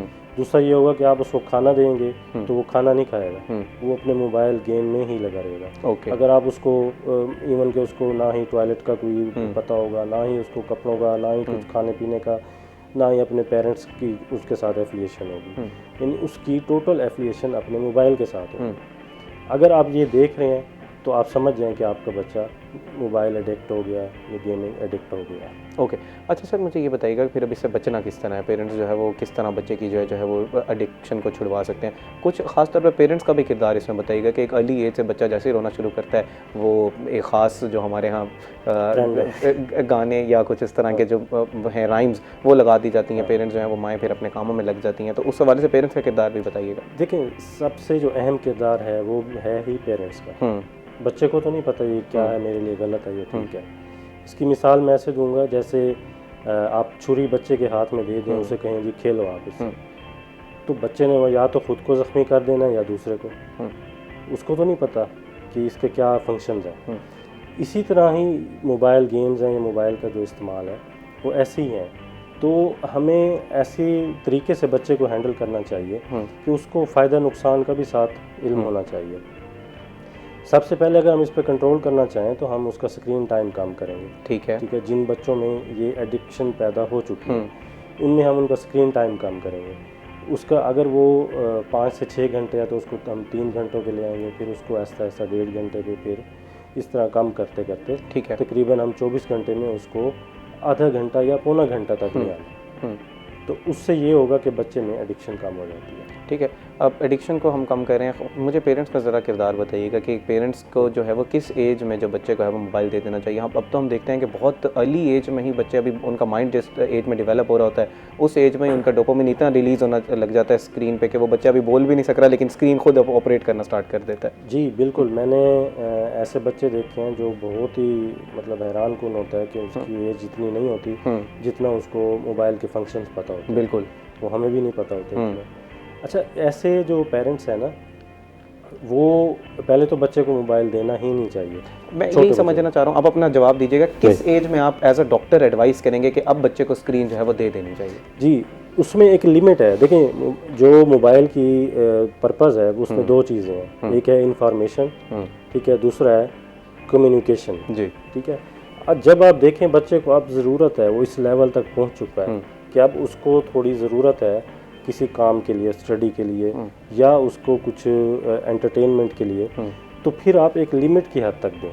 ठीक है, वो भी तकरीबन 6-7 साल की उम्र के बाद। ओके, जो एज की बात अगर करें तो 6-7 साल के बाद उसकी भी लिमिट हो, और उसका जो पर्पज़ है वो आपको पता होना चाहिए, बच्चे को भी पता होना चाहिए कि आप किस मकसद के लिए दे रहे हैं, ताकि बच्चा उसको और तरफ ना ले जाए। एज अ रिवॉर्ड उसको यूज़ करें। पूरा दिन बच्चा जब अपना काम कर करके थक जाए, जब रात के टाइम या किसी भी टाइम, दोपहर के टाइम स्कूल से जब वो आ रहा है, तो बच्चे को जो है वो एज अ रिवॉर्ड दे दिया जाए कि अब आधे घंटे के लिए, 1 घंटे के लिए इस्तेमाल करें। और जो बच्चे मोबाइल को नहीं छोड़ रहे होते उनके लिए ये रिवार्ड वाला जो कर सकते हैं कि अगर आप पहले खाना खाएंगे तो फिर आपको थोड़ा मोबाइल दिया जाएगा।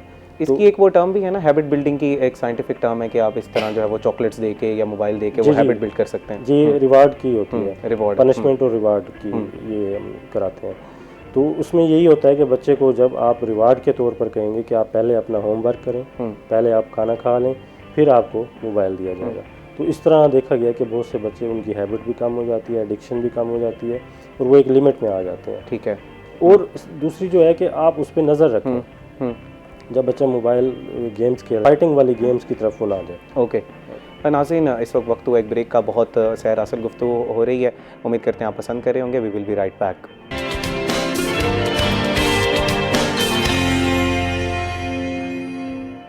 वेलकम बैक नाजरीन। ब्रेक से पहले हम बच्चों के हवाले से गुफ्तगू कर रहे थे कि किस तरह की गेम्स जो हैं वो बच्चों के लिए फ़ायदेमंद हो सकती हैं, सूदमंद हो सकती हैं। इस पर मज़ीद भी गुफ्तगू करेंगे। इस वक्त हमारे साथ शकील सुल्तान मौजूद हैं जो कि हमें वेजिटेबल और फ्रूट्स के रेट्स के बारे में आगाह करेंगे। जी शकील।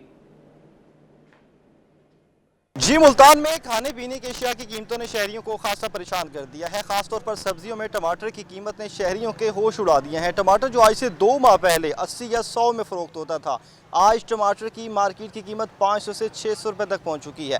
सरकारी कीमत की बात करें तो बहुत कम है, 172 रुपये किलो मुकर्रर किया गया है। टमाटर की सरकारी कीमत में भी कमी नहीं आ रही, क्योंकि गुज़िश्ता 2 से 3 दिनों में टमाटर की सरकारी कीमत भी यहीं रुकी हुई है, जबकि मार्केट की कीमत तो शहरियों की पहुँच से दूर ही चली गई है।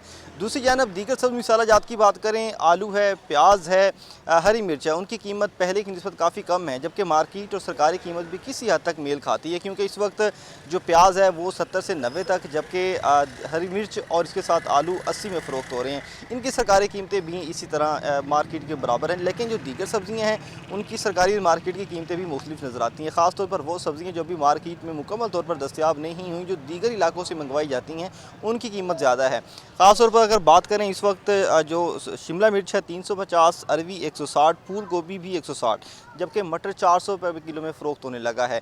इसके साथ साथ साग 76, गाजर 90, शलजम 108, फली गवार 120 में जो है वो मुकर्रर किए गए हैं। ये वो सब्ज़ियाँ हैं जो मौसम सरमा की सब्ज़ी हैं, मौसमी सब्ज़ियाँ हैं, और मकामी इलाकों से जब जैसी दस्तियाब होंगी तो इनकी कीमत में मज़ीद भी कमी आ सकती है। मौसमी सब्ज़ियाँ अगर हम गुज़िश्ता साल देखें तो कम से कम 40 तक भी फ़रोख्त होने लगी थी, 30 रुपये तक भी किलो में हिसाब से फ़रोख्त होने लगी थी, लेकिन अभी तक इनकी कीमत ज़्यादा है, और आने वाले दिनों में जैसे ही मकामी इलाकों से फसल मार्केट में आने लगेगी तो कीमत कम हो सकती है। लेकिन फ़िलहाल कीमत काफ़ी ज़्यादा है, क्योंकि मटर को देख लें 400 तक फ़रोख्त हो रहा है।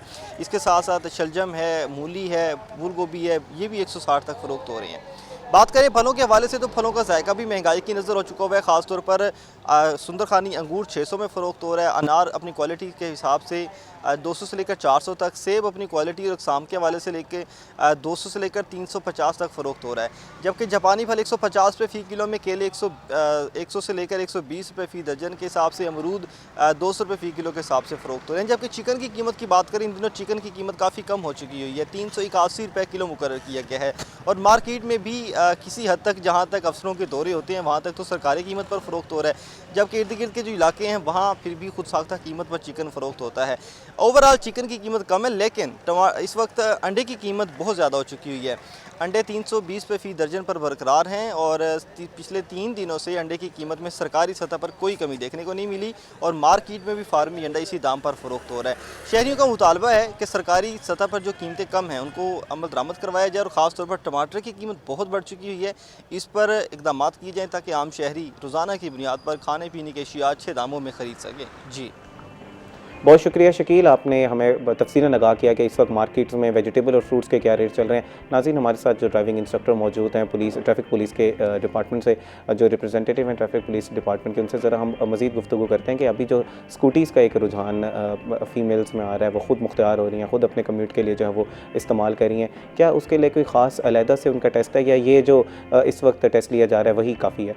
जी मैम, ज़रा स्कूटीज़ के हवाले से ज़रा हमें तफसीलन बताइएगा कि उसकी कोई ख़ास ट्रेनिंग है, अलहदा से ट्रेनिंग है, और उसका कोई टेस्ट भी अलहदा है? ट्रेनिंग हम देते हैं, लेकिन स्कूटी का जो है लाइसेंस नहीं होता, ओके, अंडर 50 है, ओके सीसी, ठीक है, और आपको पता है कि 18 ईयर्स के बाद आपका आईडी कार्ड बनता है, और फिर आपको लाइसेंस शुरू होता है। जिनको हम बाइक सिखाते हैं और उनको फिर हम बाइक का लाइसेंस देते हैं। और आपको एक और बात बताती चलूँ कि जो जितने भी हमारी आवाम है, मेल हैं, फीमेल्स हैं, बगैर टेस्ट के बाइक का लाइसेंस इशू किया जा रहा है। ये हमारे अफसरान बाला की तरफ से एक बहुत अच्छी है, सबके लिए सहूलत के आएँ और ज़्यादा से ज़्यादा लाइसेंस बनाएं बगैर टेस्ट के। आप लाइसेंस दे रहे हैं बाइक का? बाइक अगर किसी को नहीं आती बाइक चलाने और वो आपसे टेस्ट लाइसेंस ले जाता है तो फिर कोई हादसा हो जाता था, इस बारे में भी मैं आपको बताऊं, जो आपके इंस्ट्रक्टर होते हैं वहाँ कोई ना कोई मौजूद होता है। आपको पता है कि जिसको जो चीज़ नहीं आती तो आप उसको जैसे ही आप उस पर नज़र डालते हैं आपको पता चल जाता है कि इसकी एग्जांपल मैं आपको एक और भी देती हूँ। जब आप चौक पे खड़े होते हैं, एक वार्डन खड़ा है और एक को चालान किया है, 2, 4, 5 हो गए, ठीक है, 2 वहाँ से गुजर जाते, वो कहते हैं आपने उसको नहीं रोका। आपको पता है, जब अब हम खड़े होते हैं, सामने देख रहे होते हैं, जिसने चोरी की होती है वो भागने की कोशिश करता है, या तो वो स्पीड तेज कर देगा या वो किसी पीछे बैक की तरफ चला जाएगा।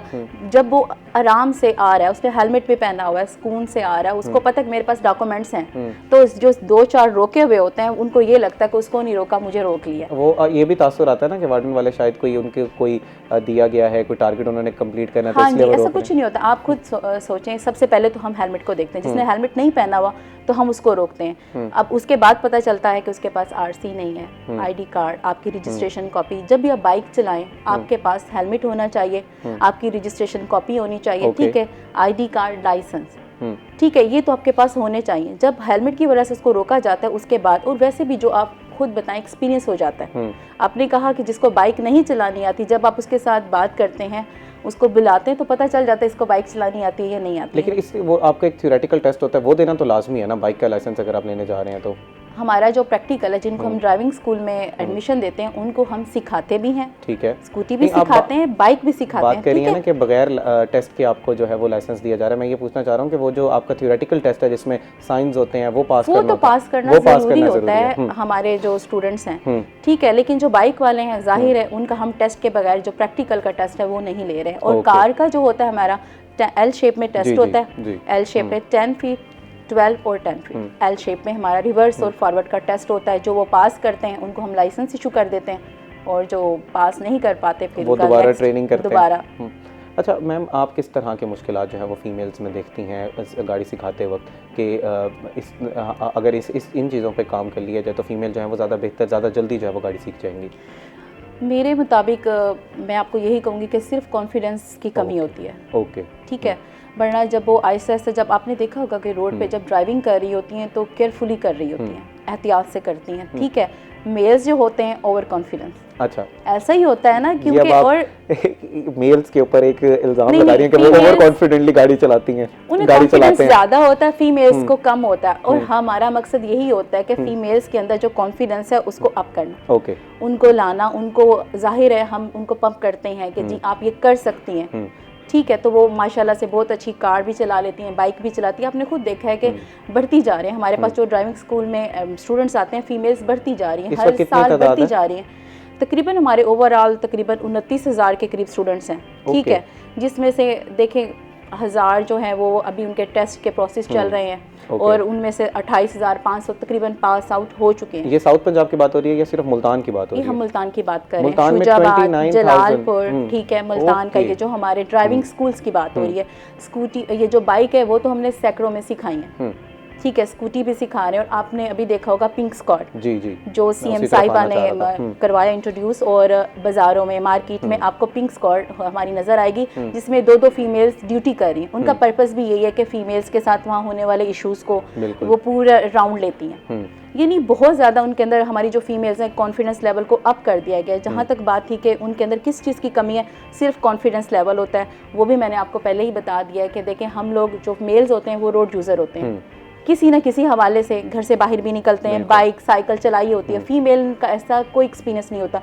जब फर्स्ट टाइम हम ड्राइविंग सीट पे बैठें या बाइक पे तो हमें थोड़ा डर लग रहा होता है, और आपको पता है गाड़ी में तो फिर भी हम समझते हैं कि इसके 4 पहिए हैं तो ठीक है, बाइक पे थोड़ा बैलेंस मुश्किल होता है। लेकिन जब उनको ब्रीफिंग दी जाती है, उनको बताया जाता है, कुछ स्टेप्स तब आ जाते हैं, फिर उन्हें स्टेप बाय स्टेप सिखाया जाता है उसको होल्ड करना, और उसके बाद माशाल्लाह से उनके अंदर कॉन्फिडेंस लेवल जैसे ही अप होता है, बहुत अच्छी बाइक चला लेती। बाय लॉ मुझे ज़रा बताइएगा कि इस वक्त किस एज की फीमेल्स को जो है वो स्कूटी लेने की इजाज़त है? क्योंकि 18 साल पे लाइसेंस अगर बन रहा है तो 18 साल से पहले तो आप मोटरसाइकिल चला सकते हैं, स्कूटी चला सकते हैं। कितने सीसी की स्कूटी चला सकते हैं वो? 49 सीसी है। 49 सीसी जो है वो तकरीबन अराउंड अबाउट 50 सीसी की जो स्कूटी है वो चला होल्ड भी कर सकती हैं। इलेक्ट्रिक आई हुई है आजकल, तो आपको पता ही है, बिल्कुल फ्यूल नहीं लगता और इलेक्ट्रिक चार्ज की। और जैसे ही वो 18 की होंगी तो उनके लिए लाइसेंस बनवाना मस्ट है फीमेल्स के लिए। जी, बाइक जैसे ही वो बाइक पे आएंगी, स्कूटी का तो लाइसेंस नहीं होगा, लेकिन बाइक का इशू होगा, ठीक है। और रजिस्ट्रेशन बाइक चलाती हैं उनको हम बाइक का देते हैं, ठीक है। रजिस्ट्रेशन का जो प्रोसेस है, क्या स्कूटीज को रजिस्टर कराना भी लाजमी है जिस तरह हमारी बाकी? अच्छा, स्कूटीज को बेशक वो 50 सीसी के उनको रजिस्टर कराना लाजमी है। जी बिल्कुल। और आपको जब हमारे पास आप लाइसेंस बनवाने आते हैं तो आपने जस्ट आईडी कार्ड लेकर आना है। आपको हर तरह से सहूलत दी जा रही है, आपने कोई डॉक्यूमेंट नहीं लेकर आना, जस्ट आपके पास आईडी कार्ड होना चाहिए, उसी से आपका लर्नर बनेगा। नेक्स्ट आपका जो भी प्रोसेस होगा वो हम खुद करेंगे, हमारे जो भी खिदमत सेंटर में मौजूद हैं। आपको पता है जितने भी खिदमत सेंटर है, खिदमत में बैठे हैं आपके। बिल्कुल, मैं यही बस पूछना चाह रहा था कि एक फीमेल ने जब लाइसेंस बनवाना है तो वो अगला मेरा सवाल यही था कि वो आपने बड़ा बिल्कुल तफसीलन बता बिल्कुल दिया। बिल्कुल, आप जैसे ही हमारे पास आएंगे आपके पास जस्ट आईडी। पहले होता था कि होता भी ये था कि जब हम किसी ऑफिस में नहीं जाते तो फिर हम सोचते हैं मुश्किल होगा जाना या पैसे इस लिए तरह से जाएंगे, होगा ये होगा, लेकिन जब हम उस सिस्टम में जाते हैं फिर हमें पता चलता है कि यहाँ तो कितनी आसानी है। आपने खुद देखा होगा जो हमारे थाने हैं इतने अच्छे होटल नहीं होते जितने अच्छे वो बन चुके हैं। ये सारा सिस्टम अपग्रेड कर दिया गया है ताकि आवाम को ज़्यादा से ज़्यादा सहूलत दी जाए। मैम इस पर मज़ीद गुफ्तगू करेंगे। नाज़रीन इस वक्त हुआ एक ब्रेक का, हमारे साथ रहिएगा।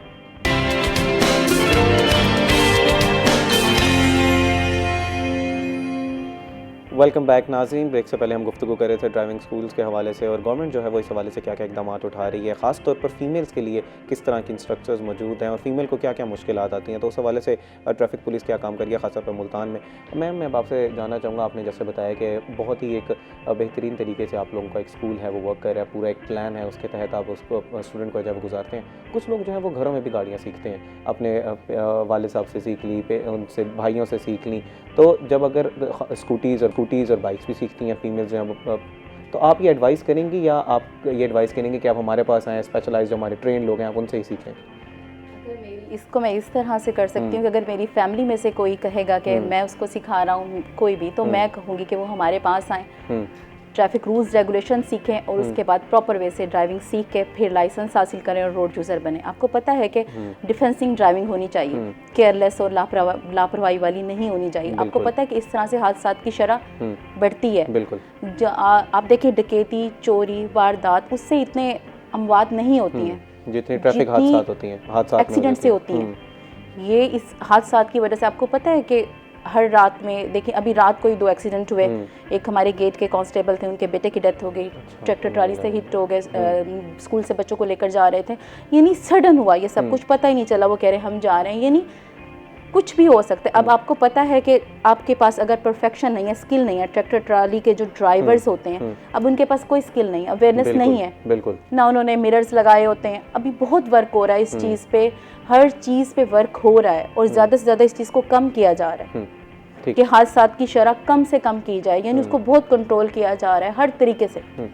डॉक्टर हम इस हवाले से गुफ्तगू कर रहे थे, हमने पॉजिटिव चीज़ों पर बात की, हमने चाइल्ड्स के हवाले से बात की कि गेम्स जो हैं वो पॉजिटिव से ज़्यादा उनके ऊपर नेगेटिव इम्पैक्ट जो है वो बहुत ज़्यादा पड़ता है।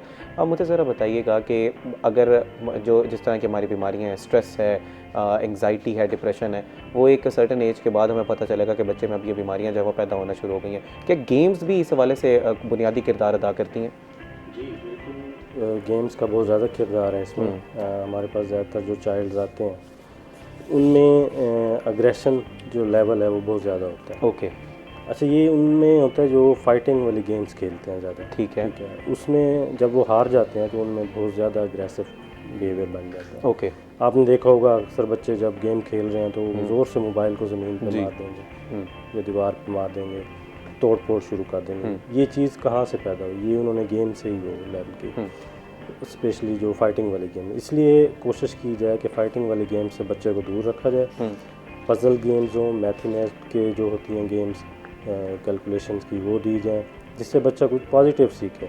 ओके। वरना उसने तोड़ फोड़ करनी है, उसके अंदर फिर यही चीज़ें आगे बढ़कर जब वो बड़े होते हैं, जब वो टीन एज में पहुँचते हैं, तो उनके फिर हार्मोन्स इतने डिस्टर्ब हो चुके होते हैं कि वो एंग्जाइटी, डिप्रेशन और बहुत सी डिसऑर्डर्स का शिकार हो जाते हैं। ठीक है। अच्छा, ये आप अपनी प्रैक्टिस में फ़ीमेल्स में ज़्यादा देख रहे हैं मसाइल या मेल में ज़्यादा देख रहे हैं, या फीमेल्स जो हैं वो किन गेम्स की तरफ रुझान ज़्यादा है और मेल्स का किन गेम की तरफ रुझान ज़्यादा है? जी, ये बहुत अच्छा सवाल किया आपने।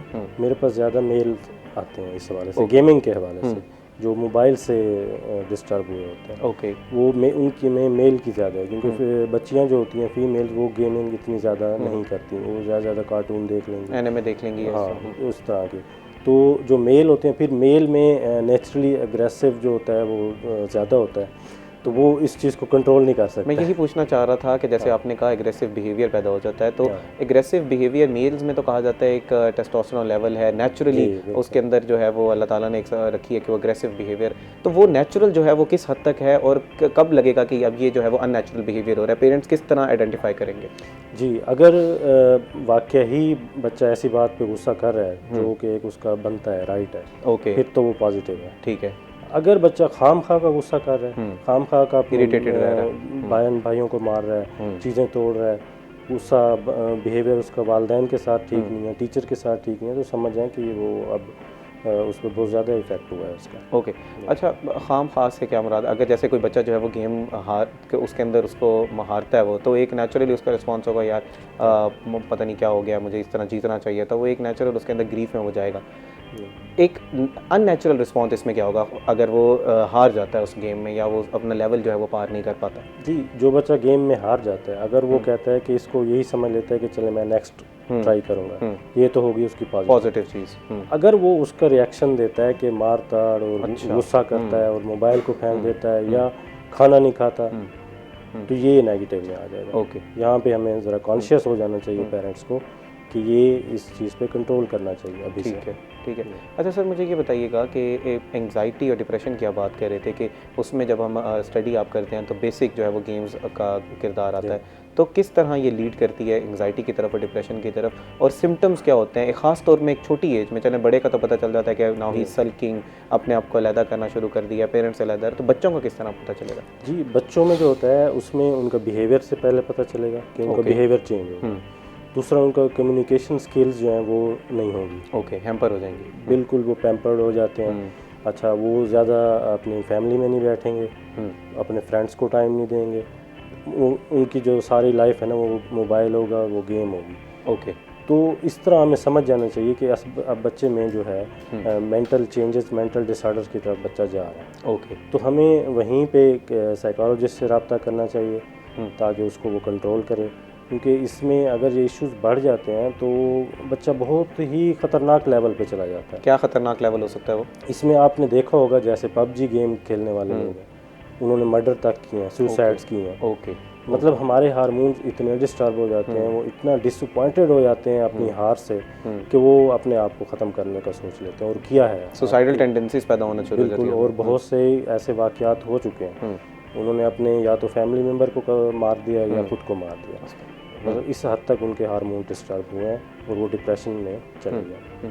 तो अब इनका इलाज क्या है? आप किस तरह इलाज, आपने कहा कि जल्द अज जल्द जो है वो क्वालिफाइड पर्सन की तरफ जाना चाहिए। अब यहाँ पर पेरेंट्स ने इंतखाब करना है एक डॉक्टर का, या अगर वो खुद इसका इलाज करना चाहे, पहले मुझे बताइए कि खुद इसका इलाज किया जा सकता है, और अगर वो इंतखाब करते हैं तो क्या वो साइकोलॉजिस्ट के पास जाएंगे या साइकाइट्रिस्ट के पास जाएंगे? जी, ये आपने बहुत अच्छा सवाल जल्दी से बताइएगा, बिल्कुल एंड अप, बिल्कुल। इसमें अगर पेरेंट्स इस चीज़ को समझते हैं, जानते हैं, तो वो खुद इसको हैंडल कर सकते हैं। अगर वो उनको समझ नहीं आ रही और कंट्रोल नहीं हो रहा तो फिर वो साइकोलॉजिस्ट। बहुत शुक्रिया डॉक्टर नसीम साहब। मैम आपका भी बहुत शुक्रिया, आपने आज हमें तफसीलन आगाह किया कि इस वक्त क्या क्या ट्रैफिक के हवाले से, ख़ासतौर पर ड्राइविंग के हवाले से, फीमेल ड्राइविंग के हवाले से क्या किया जा रहा है। नाज़रीन, उम्मीद करते हैं कि आज का प्रोग्राम आपको पसंद आया होगा। इसी के साथ अपने मेज़बान तेहाम आज़म को दीजिए इजाज़त। अल्लाह निगहबान।